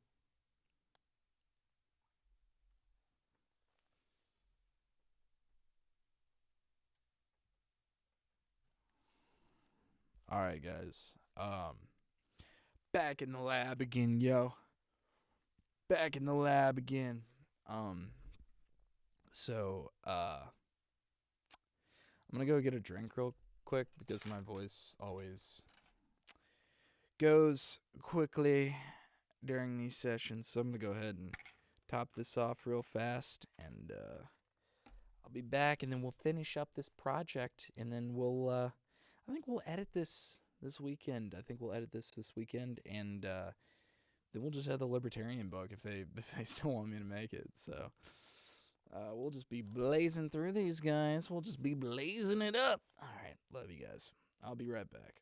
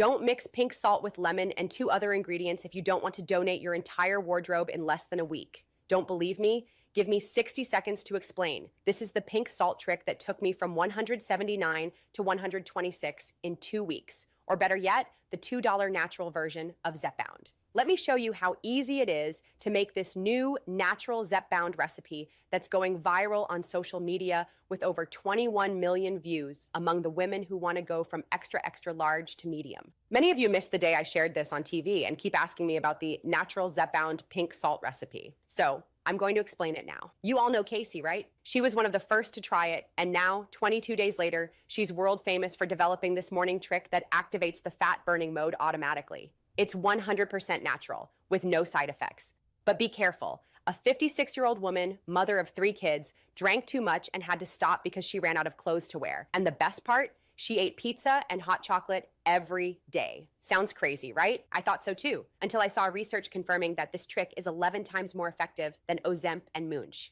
Thousands of women over 35 are already using this to melt fat, without diets, without exercise. So why are companies still raking in billions selling these injections, while Japanese celebrities and over 57,000 smart women are already using this completely natural recipe and going back to wearing size M jeans without the yo-yo effect and without spending a fortune?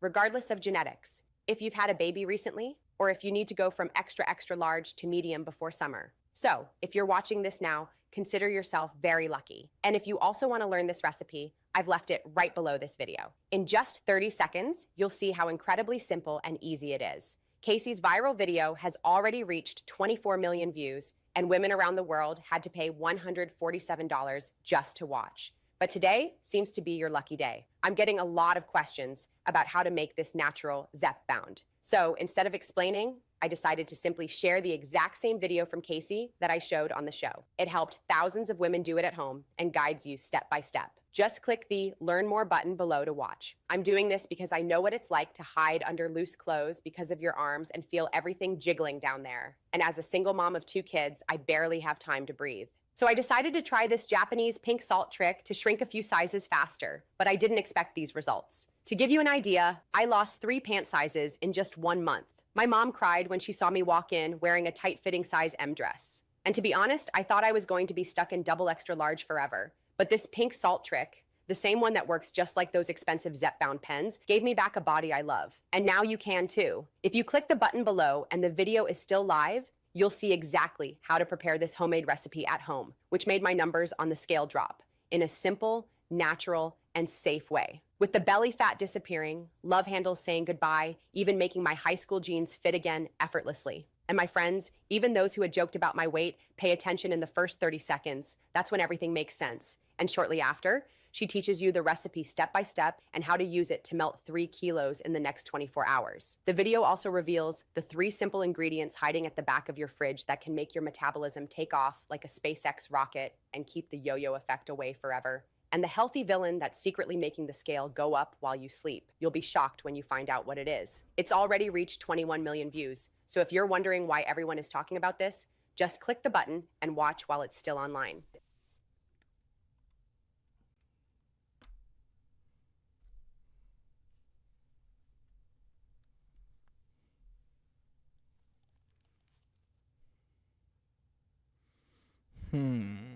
My skin, sensitive and irritated, so I choose Venus Extra Smooth Sensitive with Skin Soft Blades and a strip with a touch of aloe to protect my skin for up to 0% irritation. Get a shave made for your skin. My skin, my way. Venus.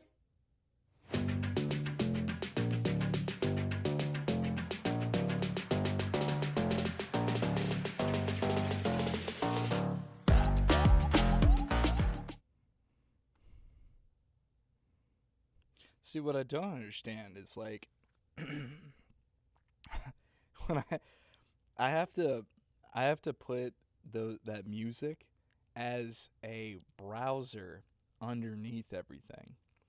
And when I do that, it sources from YouTube and YouTube plays ads. So it's like ads on ads. That's not my intention. My intention is to play music. Well, it's playing in the background and I've left.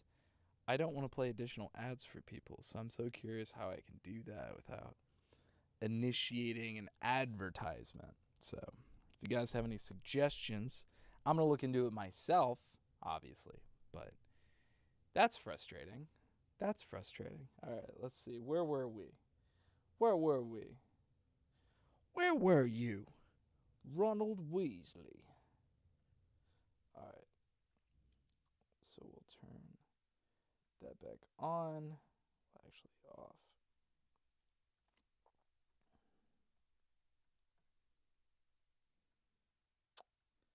Bring this up. Part 2. Turn all of these on. Noise gate, compression, and de-essing. I need to turn this de-esser down though, because it keeps hitting on my F's. So like 5026 would be alright. And then we did, I think, a flat filter. I think we did that before. We can't test it. Seriously.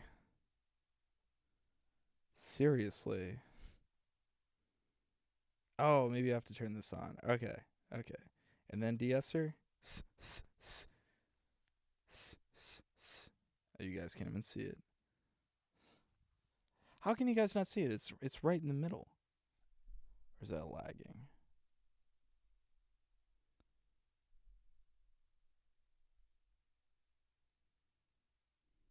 It must be lagging because I'm like doing a bunch of other shit right now.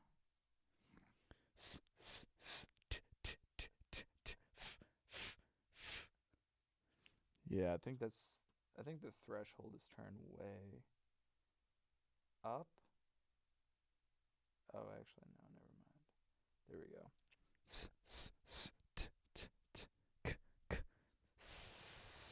All right.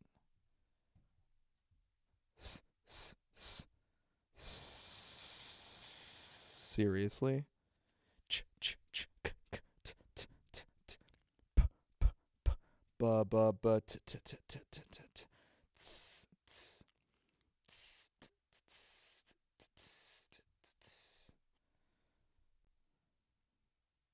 You guys, if you can't see this like thing that I'm looking at, then I look like I'm going crazy right now.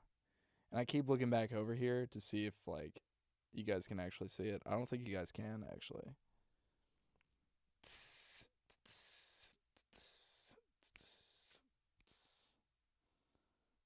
All right, whatever.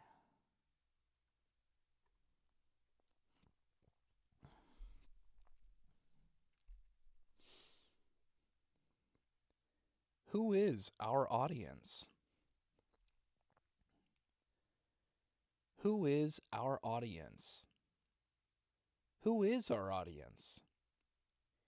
Here are some screenshots from the back end. Europe is a big percentage, but it's broken up into countries, so it doesn't seem like it. Europe is a big percentage, but it's broken up into countries, so it doesn't seem like it. Top geographies in the last 28 days. United States, 36.9%. United Kingdom, 7.3%. India, 6.8%. 6.8%. Philippines, 4.6%. Canada, 3.6%. Age and gender. Female, 29.6%. Male, 69.8%. 69.8%. User specified. User specified. User specified, 0.7%.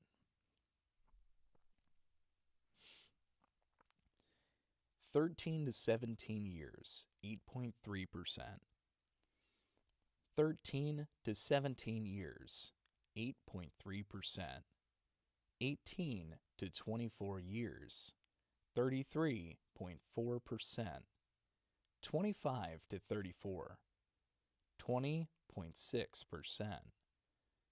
35 to 44, 24.4%. 45 to 54, 9.6%. 9.6%. 55 to 64, 2%. 65 plus years, 1.7%.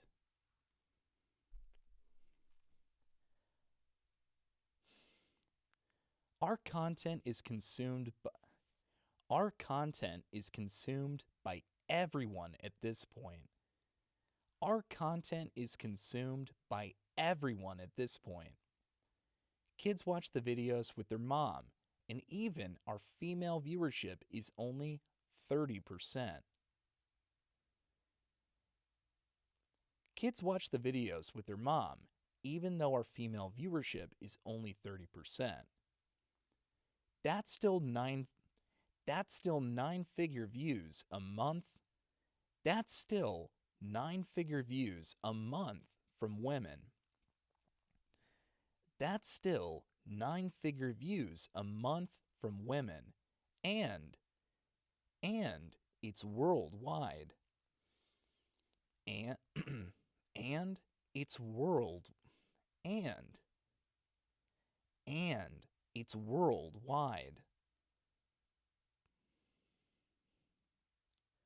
But not too worldwide. 50% plus is still America and Europe. 50% plus is still America and Europe. But despite saying all that, at its core, if I had to describe it, I'd say the average Mr. Beast viewer is a I'd say the average Mr. Beast I'd say the average I did it better in previous takes, but I'd say the average Mr. Beast viewer is a teenage memer. That likes video games. Is a teenage memer that likes video games. You should watch our videos. If you're going to be working for the Beast brand, you should be a fan of the Beast brand. A lot of very valuable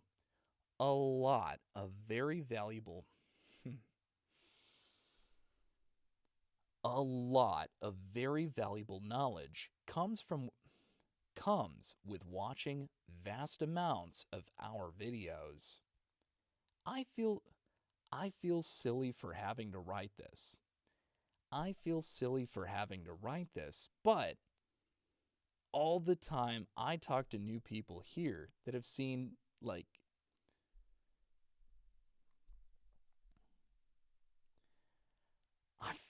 I feel silly for having to write this, but all the time I talk to new people here that have seen at most like 5 or 6 of our videos, and it's mind-blowing that they don't see a problem with that.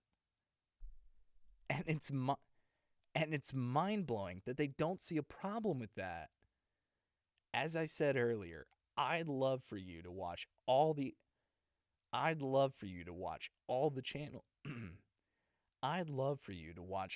channels, but especially the main channel, seeing how you're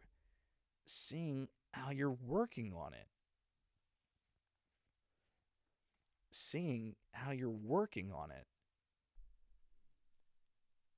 To get 60% up to speed, I'd watch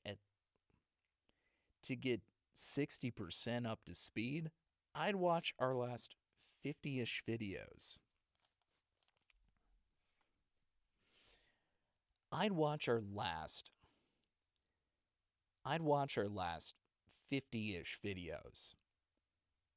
If you're a monster and really want to understand the history of the company and the innovations we've been through, I'd recommend you watch every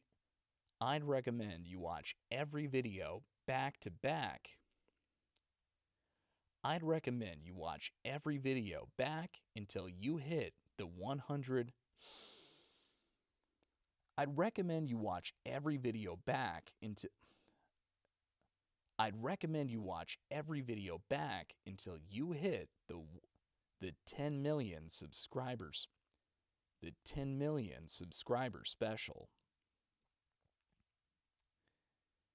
Anything before that is a waste of time, in my opinion. Anything before that is a waste of time, in my opinion. Anything before that is a waste of time, in my opinion. If you've seen every video we've made since 10 million, then you will have a lot of context and information others don't. And it will make you that much more valuable. And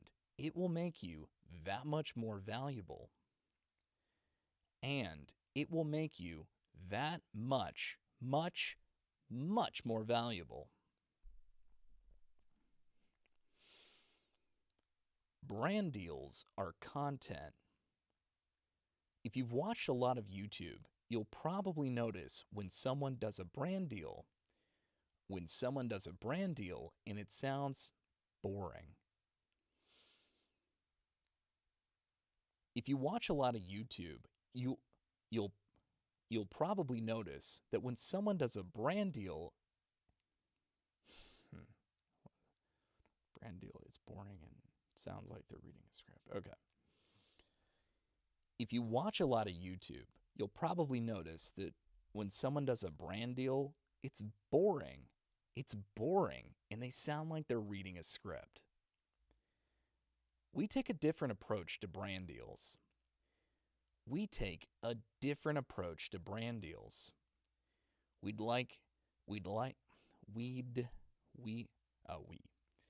like to integrate them into the content so it doesn't nuke our retention and boosts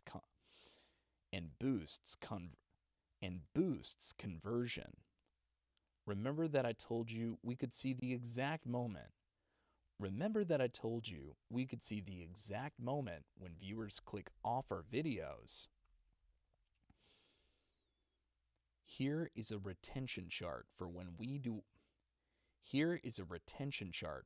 used to do brand deals the old way. Here is a retention chart for when we used to do brand deals the old way. The old way. Notice the crater where the brand deal is.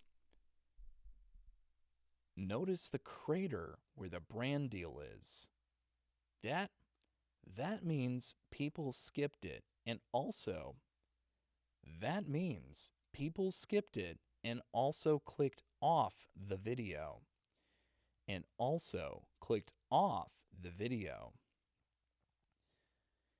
Now here is a retention chart with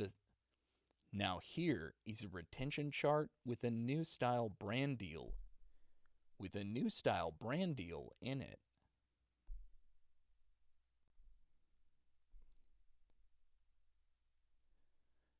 The dip is way less dramatic. And, for the most part, something I can live with to help fund the videos. The dip is way less dramatic and, for the most part, something I can live with to help fund the videos.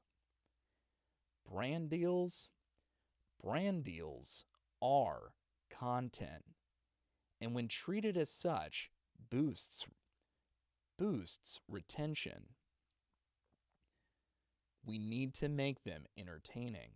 Also, fun fact, The last CEO that sponsored a video said that the return was 1.7 times the return they get. Also, fun fact, the last CEO that sponsored a video said that the return was 1.7 times the return they got on an NFL championship game ad. On an NFL championship game ad. On an NFL championship game ad. He said, with an NFL commercial, you get a giant spike of customers day one, and then it disappears forever. And then it disappears forever after that. Whereas a brand deal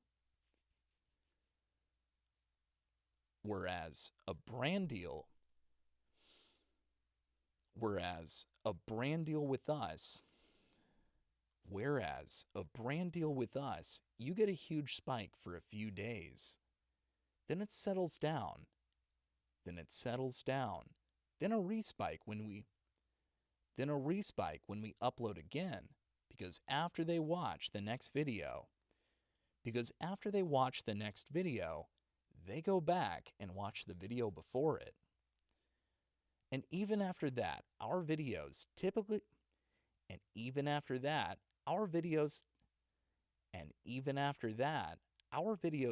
get 1 million plus views for years. AKA tons of residual customers.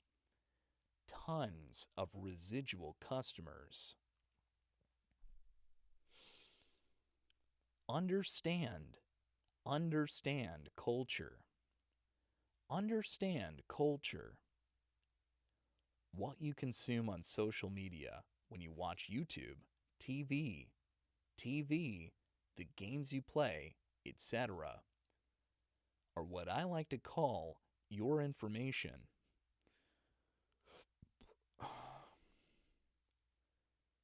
Are what I like to call your information diet. Chris Tyson,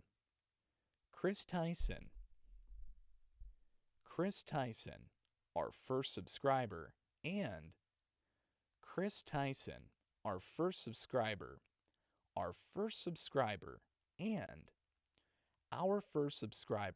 and the guy in the videos.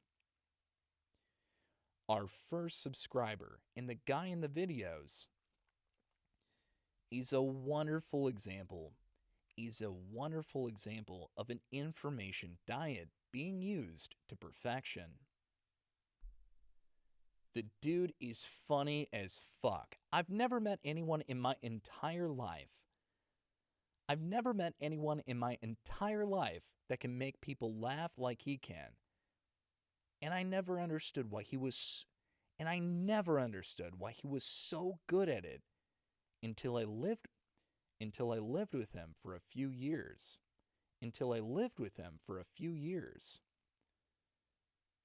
The dude watches an obscene amount of cartoons and stupid shit.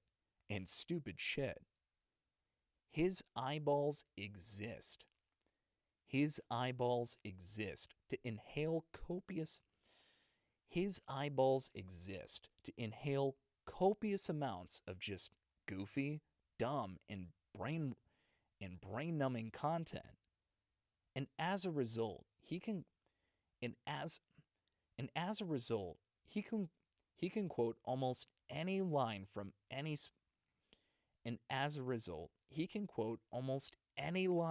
any episode of SpongeBob.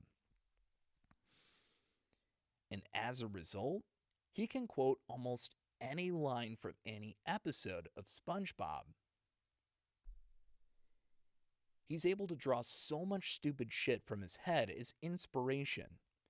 He's able to draw so much stupid shit in his head as inspiration to make jokes. He's able to draw so much stupid shit in his head as inspiration to make jokes and be quirky.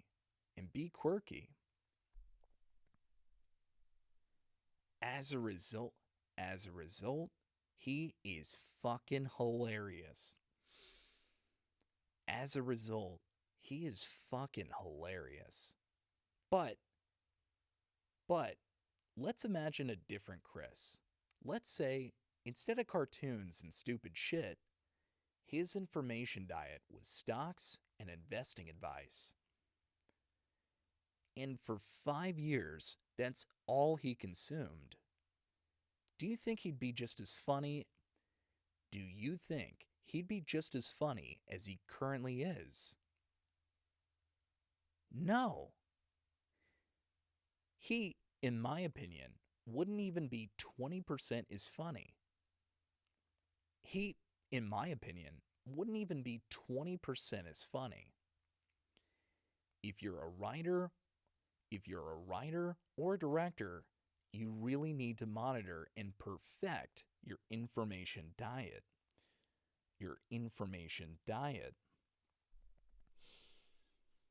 If your diet is not correct,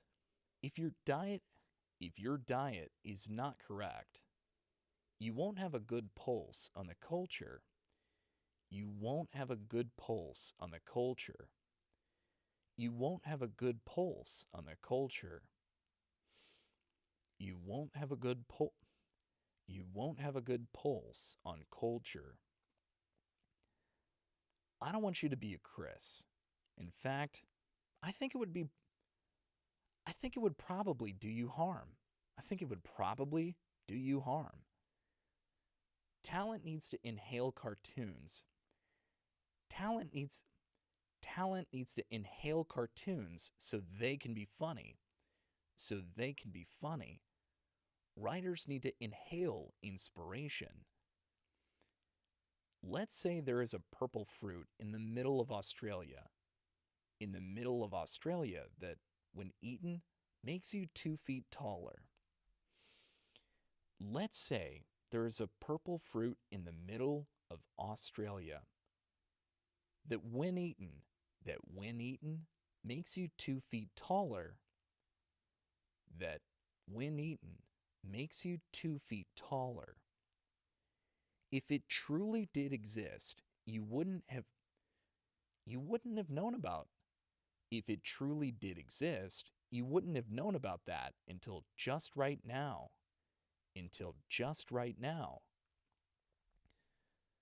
But now that you know it, you can draw on it. For inspiration for every piece of content you write going forward. But now that you know it, you can draw on it for inspiration for every piece of content you write going forward. That's beautiful.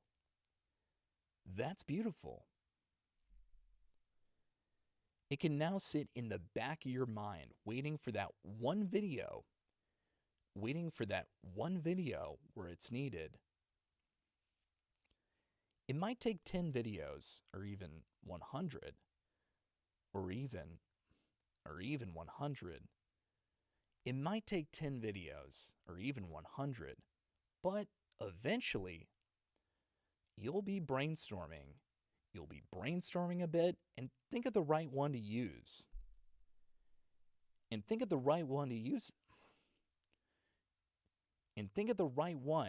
the fruit for.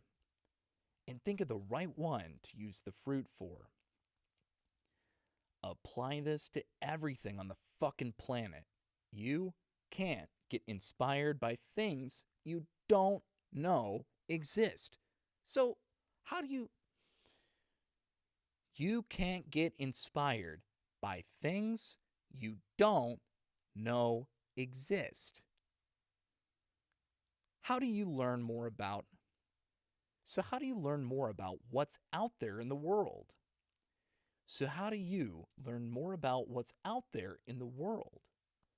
How do you stay up to date?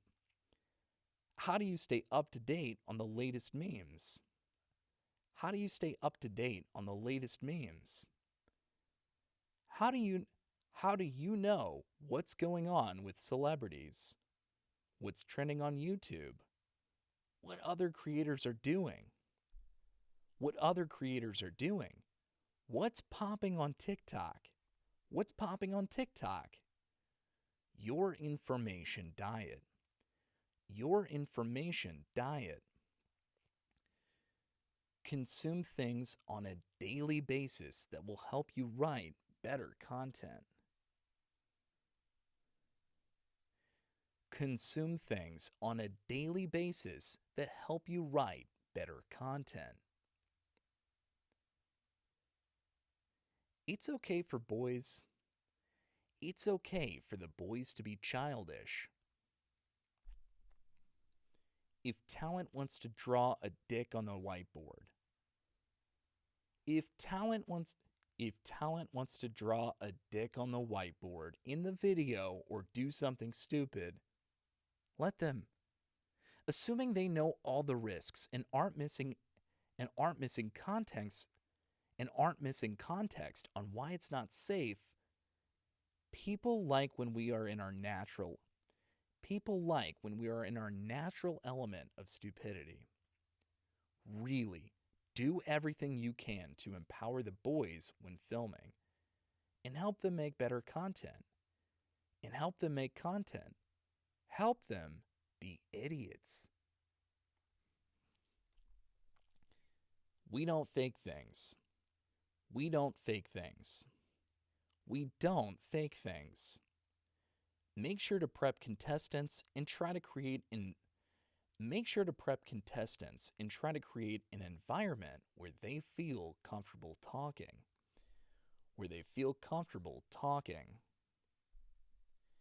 If you wrote a banger piece of content but it's 50-50 chance of working, write another piece of content.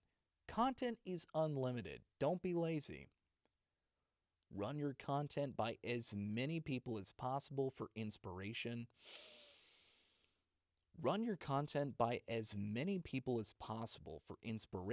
On how you can make it even better. I want famous people in our videos. Don't ever put me in a situation where I have to lie, because I won't. Don't ever put me in a situation where I have to lie, because I won't, and it will screw the video.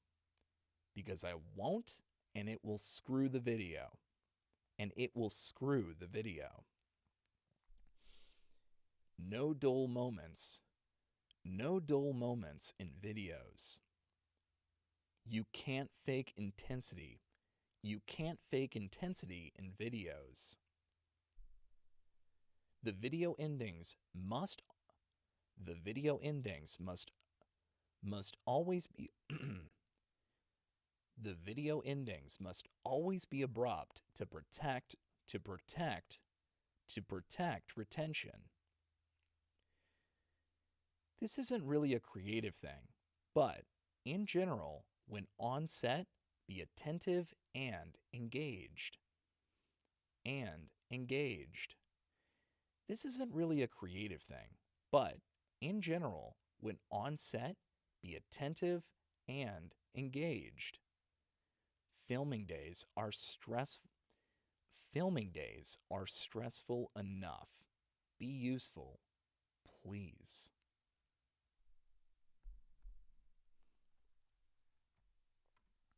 And that's the end of chapter 3.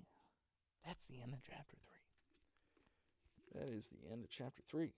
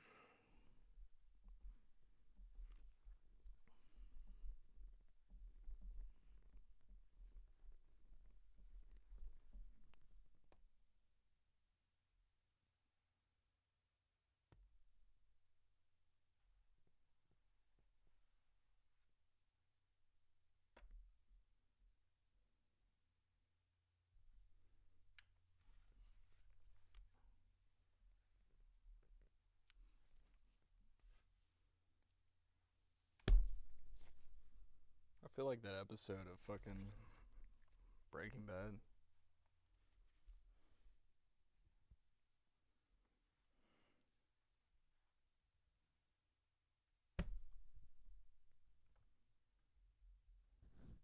Where you go?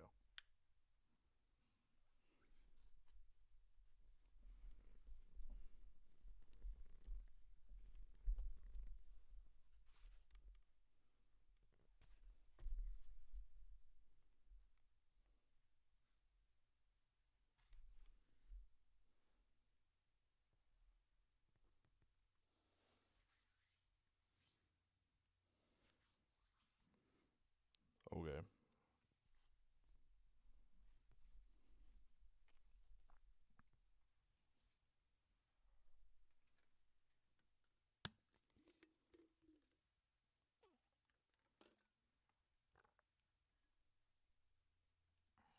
Streamlabs.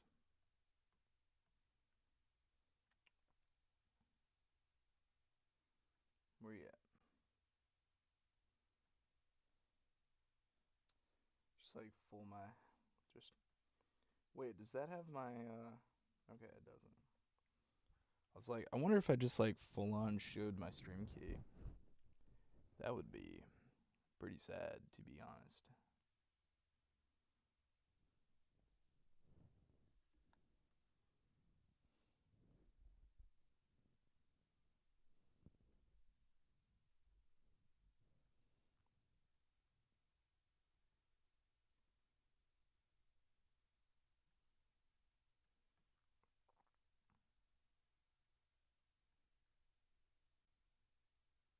There we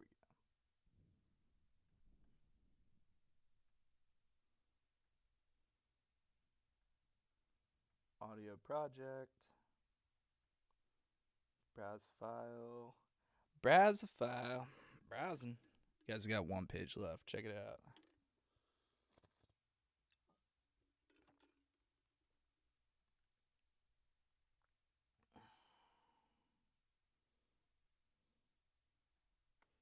I have one speaker. That's me. That's me. I'm the speaker. Alright. Do you have any kids? I have one daughter. Alright. There we go.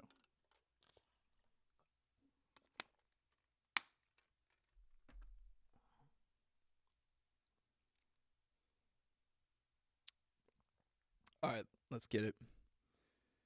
Last one. Last page, guys. Last page.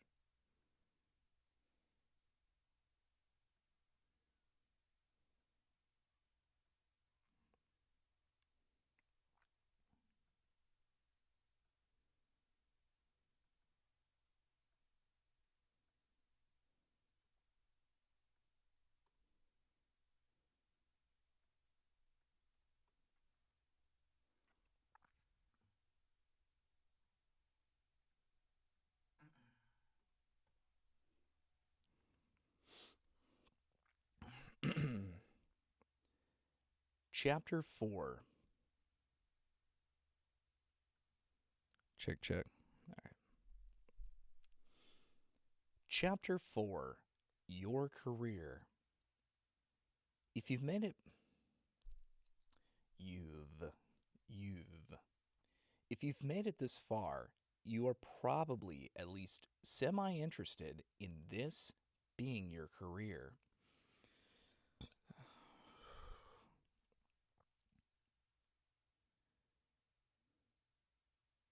If you've made it this far, you are probably at least semi-interested in this being your career. So I wanted to chat about it, because if you're ambitious and want to dedicate your life to work, because if you're ambitious and want to dedicate your life to work,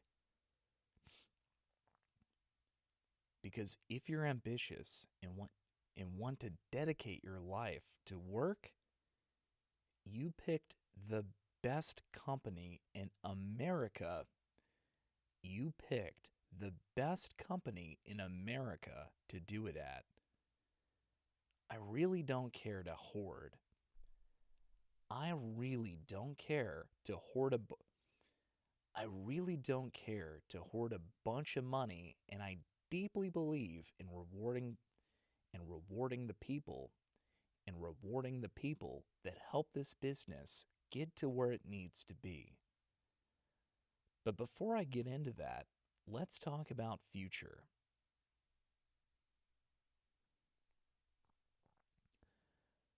But before I get into that,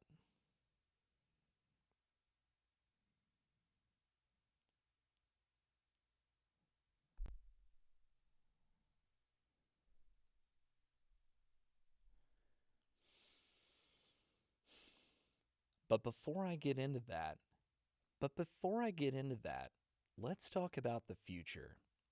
As I write this, we have 2 teams that will grow to 4 in the next year, and possibly 8 in the next 2 years.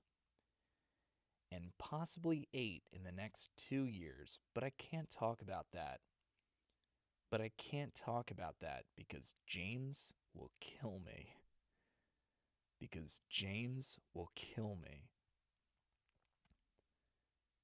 We need more leaders at the company. We need hard-working, obsessive, coachable, intelligent grinders.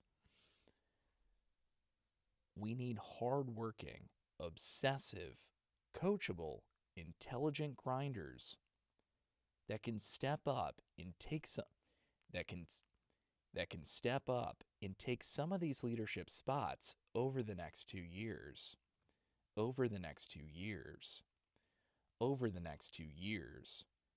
Every single department has an opportunity. Every single department has an opportunity for you to grow in, and you're in luck because we don't do yearly reviews. We do. Every single department has an opportunity for you to grow in, and you're in luck because we don't do yearly reviews.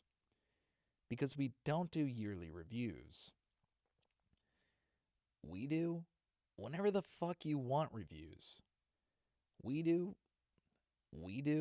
whenever the fuck you want reviews. If you want to become a production manager, tell James your intention and ask him why you suck. And how you can become better. Seriously. He will give you a list of things that you need to improve. He will give you a list of things that you need to improve to become what we need. He will give you a list of things that you need to improve to become what we need. And if you actually listen and master those things, we will give you a shot at the role. Only problem is, most people think they are better than they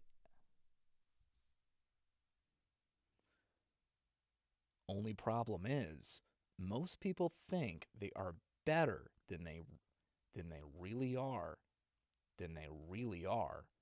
and don't take seriously when we give them things to improve. And don't take seriously when we give them things to improve. And don't take seriously when we give them things to improve, and then wonder why they never move up.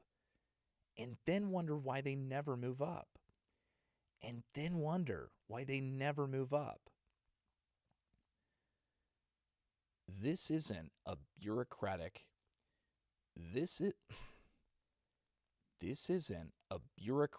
corporate company.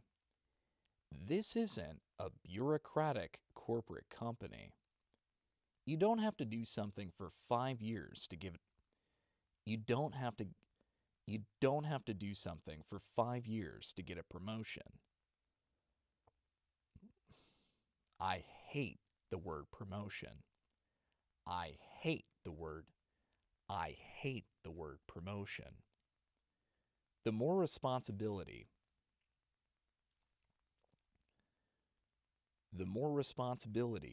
risk you help now the more the more responsibility and risk you help us navigate.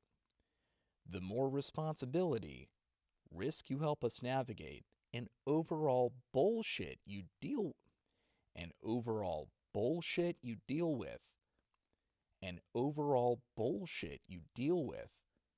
the more you make. And if you want more of that,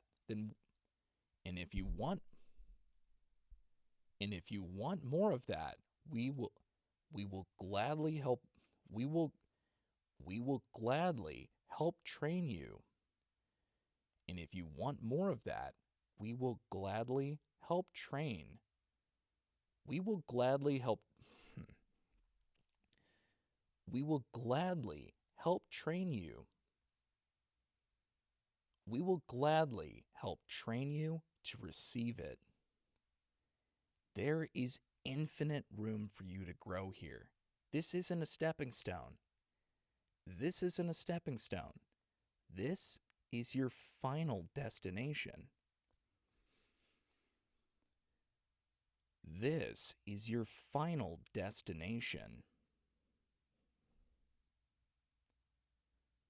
We will win. We will win. And we are going to build something amazing. I see a world where this company is worth billions. I see a world where this company is worth billions. And one day, tens of billions. And those of you that help build this will be rewarded. And those of you that help build this will be rewarded. And those of you that help build this will be rewarded. And those of you that help build this will be rewarded. I want nothing more than for you to go all in. I want nothing more than for you to go all in. Obsessive all day, every day. I want nothing more than for you to go all in, obsessive all day, every day, and become so goddamn valuable. This company can't operate without you.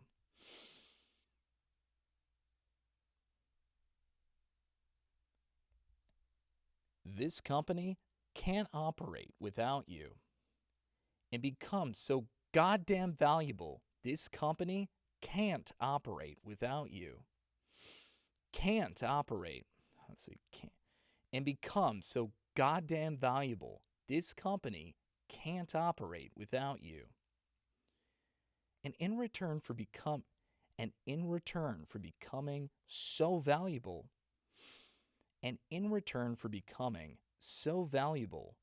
I hope to give you incredible experiences.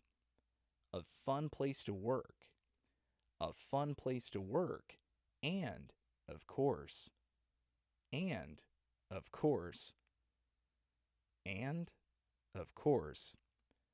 more money than you could ever dream of making.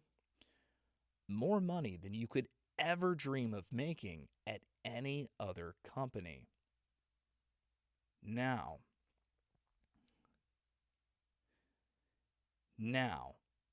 read this all over again, because I guarantee you didn't retain enough. Now,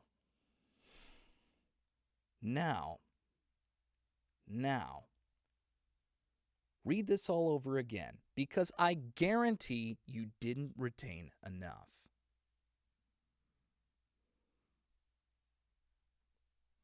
Bam.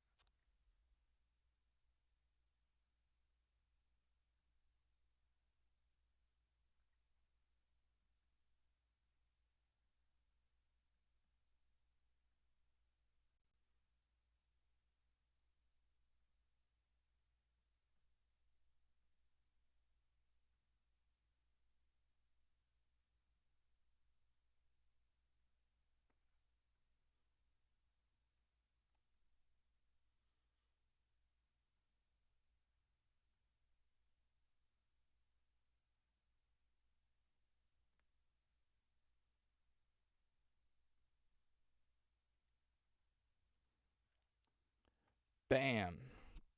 We need to have like a effect when I'm done recording, like, because I feel like that's a milestone that we approach every time, and it's a worthwhile stepping stone to celebrate. Like, we should have some sort of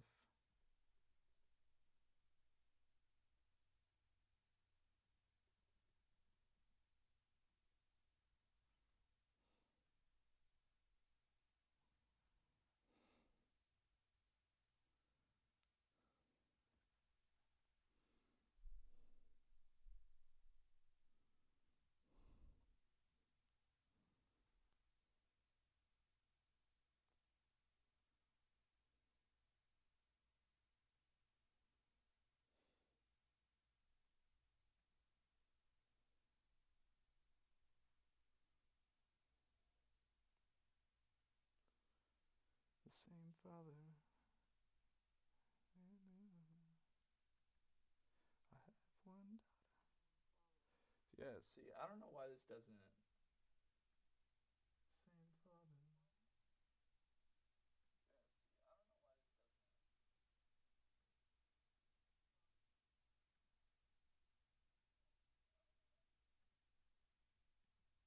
Huh.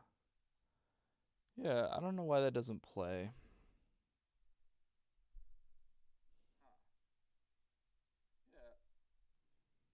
Hmm.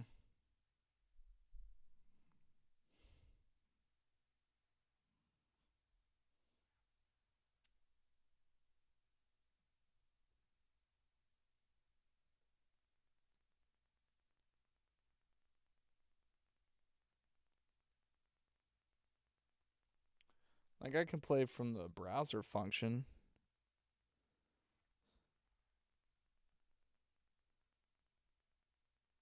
Maybe I should just do that.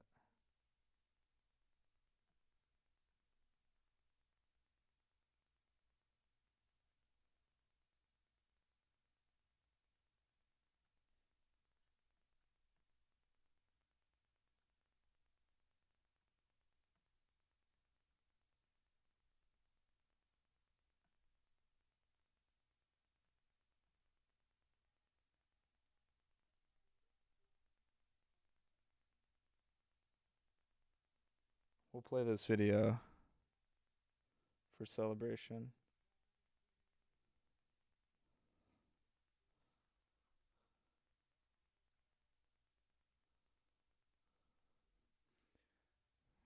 Me asking.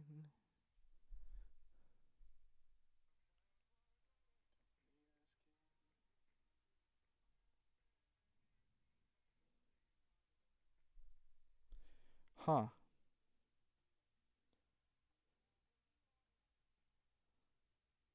Monitor only. Why are you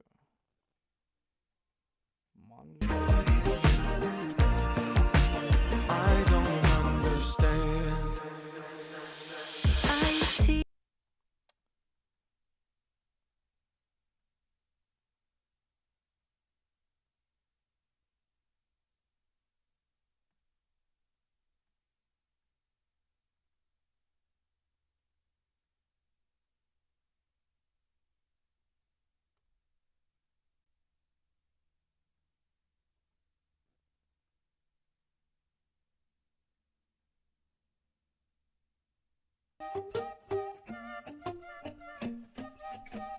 It just defaults everything to monitor only. You have any kids? Yes, I have one daughter. How about you? How many baby daddies do you have, if you don't mind me asking? Ellipses. I have one daughter. I understand that is she by the same father. I have one daughter. I understand that is she by the same father. I don't understand.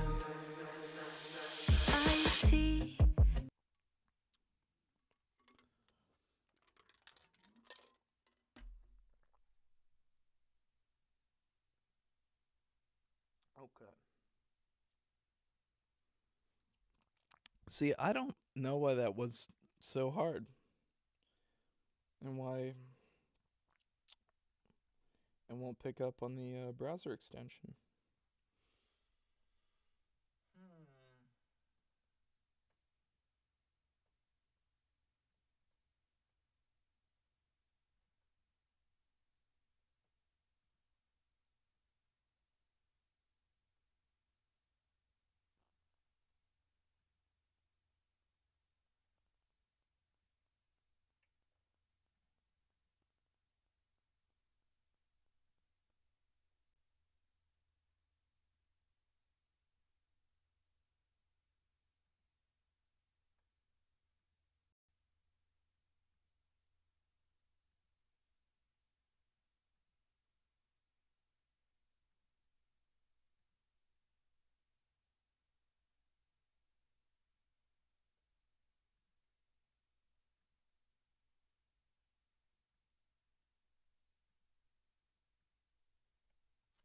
Yep.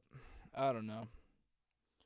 That's quite strange. Quite strange. But yeah, guys, we did it. We did it. We did it. Yay. Hold up. Yeah, it's even on there. Look at that. Oh. Transcription failed.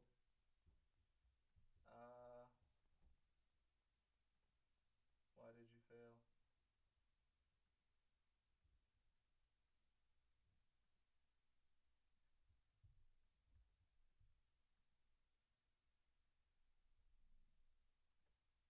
Project. Place file. Choose file. Chapter 4. Place.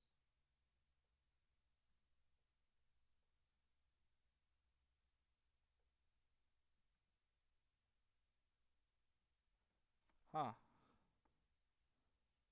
Alright, well, didn't work for some reason.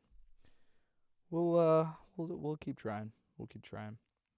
Anyway, that's all I got for tonight, though. Thanks so much for tuning in, guys. We've got 4 people coming in here to watch me try my best at pulling through the rest of that product. So that was really cool. Love to see that. That was the remainder of How to YouTube. We're going to put that together this weekend and hopefully have it ready here soon. I don't know how fast Find a Way Voices will put that up on their system, but that should go into a multitude of different places. So it's not only going to be on Amazon, it's going to also be on like Overdrive, for example. So if you have a library, if you have a library card, you can have access to this product as well.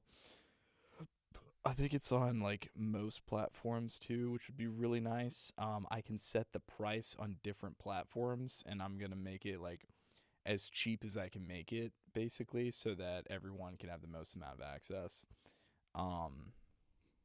Yeah, it'll be, and then hopefully what I could also do is incorporate this into YouTube and then put it on YouTube as well, freely available. So I'd love if you guys interacted with it and like engaged with it in a way and shared it in a way that like helped people out as far as creating YouTube videos. But you know, hopefully that's the effect that I can have, is bringing life to these words that I think more people should hear and making it most available to the majority of people.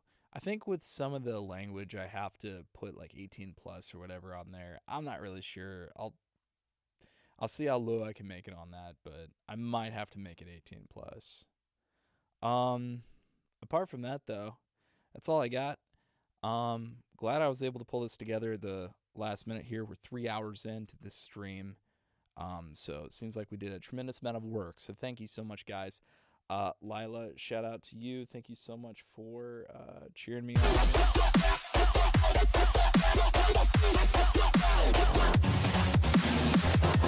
appreciate the cheers. Thank you, thank you, thank you.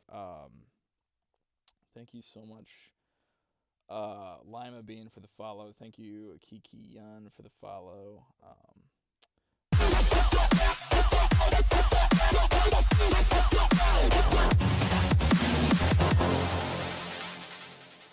You guys are all fantastic. Thank you so much. So I just wanted to acknowledge everybody that followed and gave bits. I super appreciate that. Thank you for popping in. Clean Possum, very nice to see you as well in the chat. Lila, always nice to see you. Surprisingly, not a lot of people on YouTube, though. I thought I would have more, because YouTube's been bussin' lately. YouTube's been absolutely bussin'. There have been some live streams that have hit like 150 views or something, like while I was streaming. Couldn't have ever anticipated that. So that was really cool that they did that. Thank you to whoever's promoting my channel. I appreciate it. And that's it for me tonight. I was gonna have like a little confetti to say like, we did it, yay, we did it. But yeah, we'll have that for future recordings. As of right now, just want to share the good news. We got more stuff on the platform.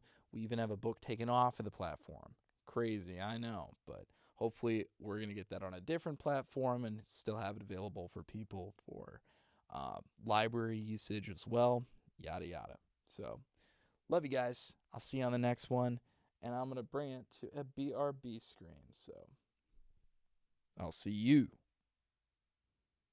Baby Blue.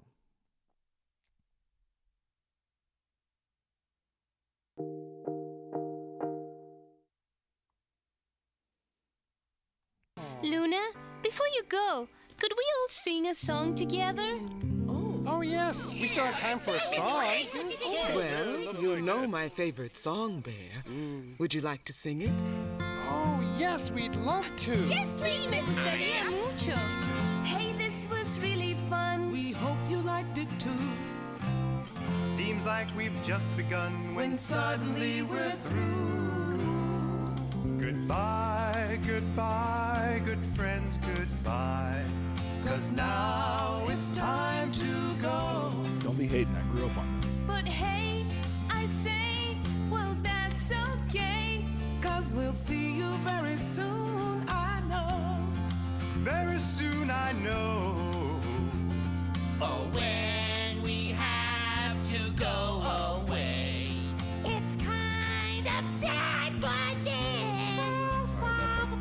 nice to know it won't be long till we get to see each other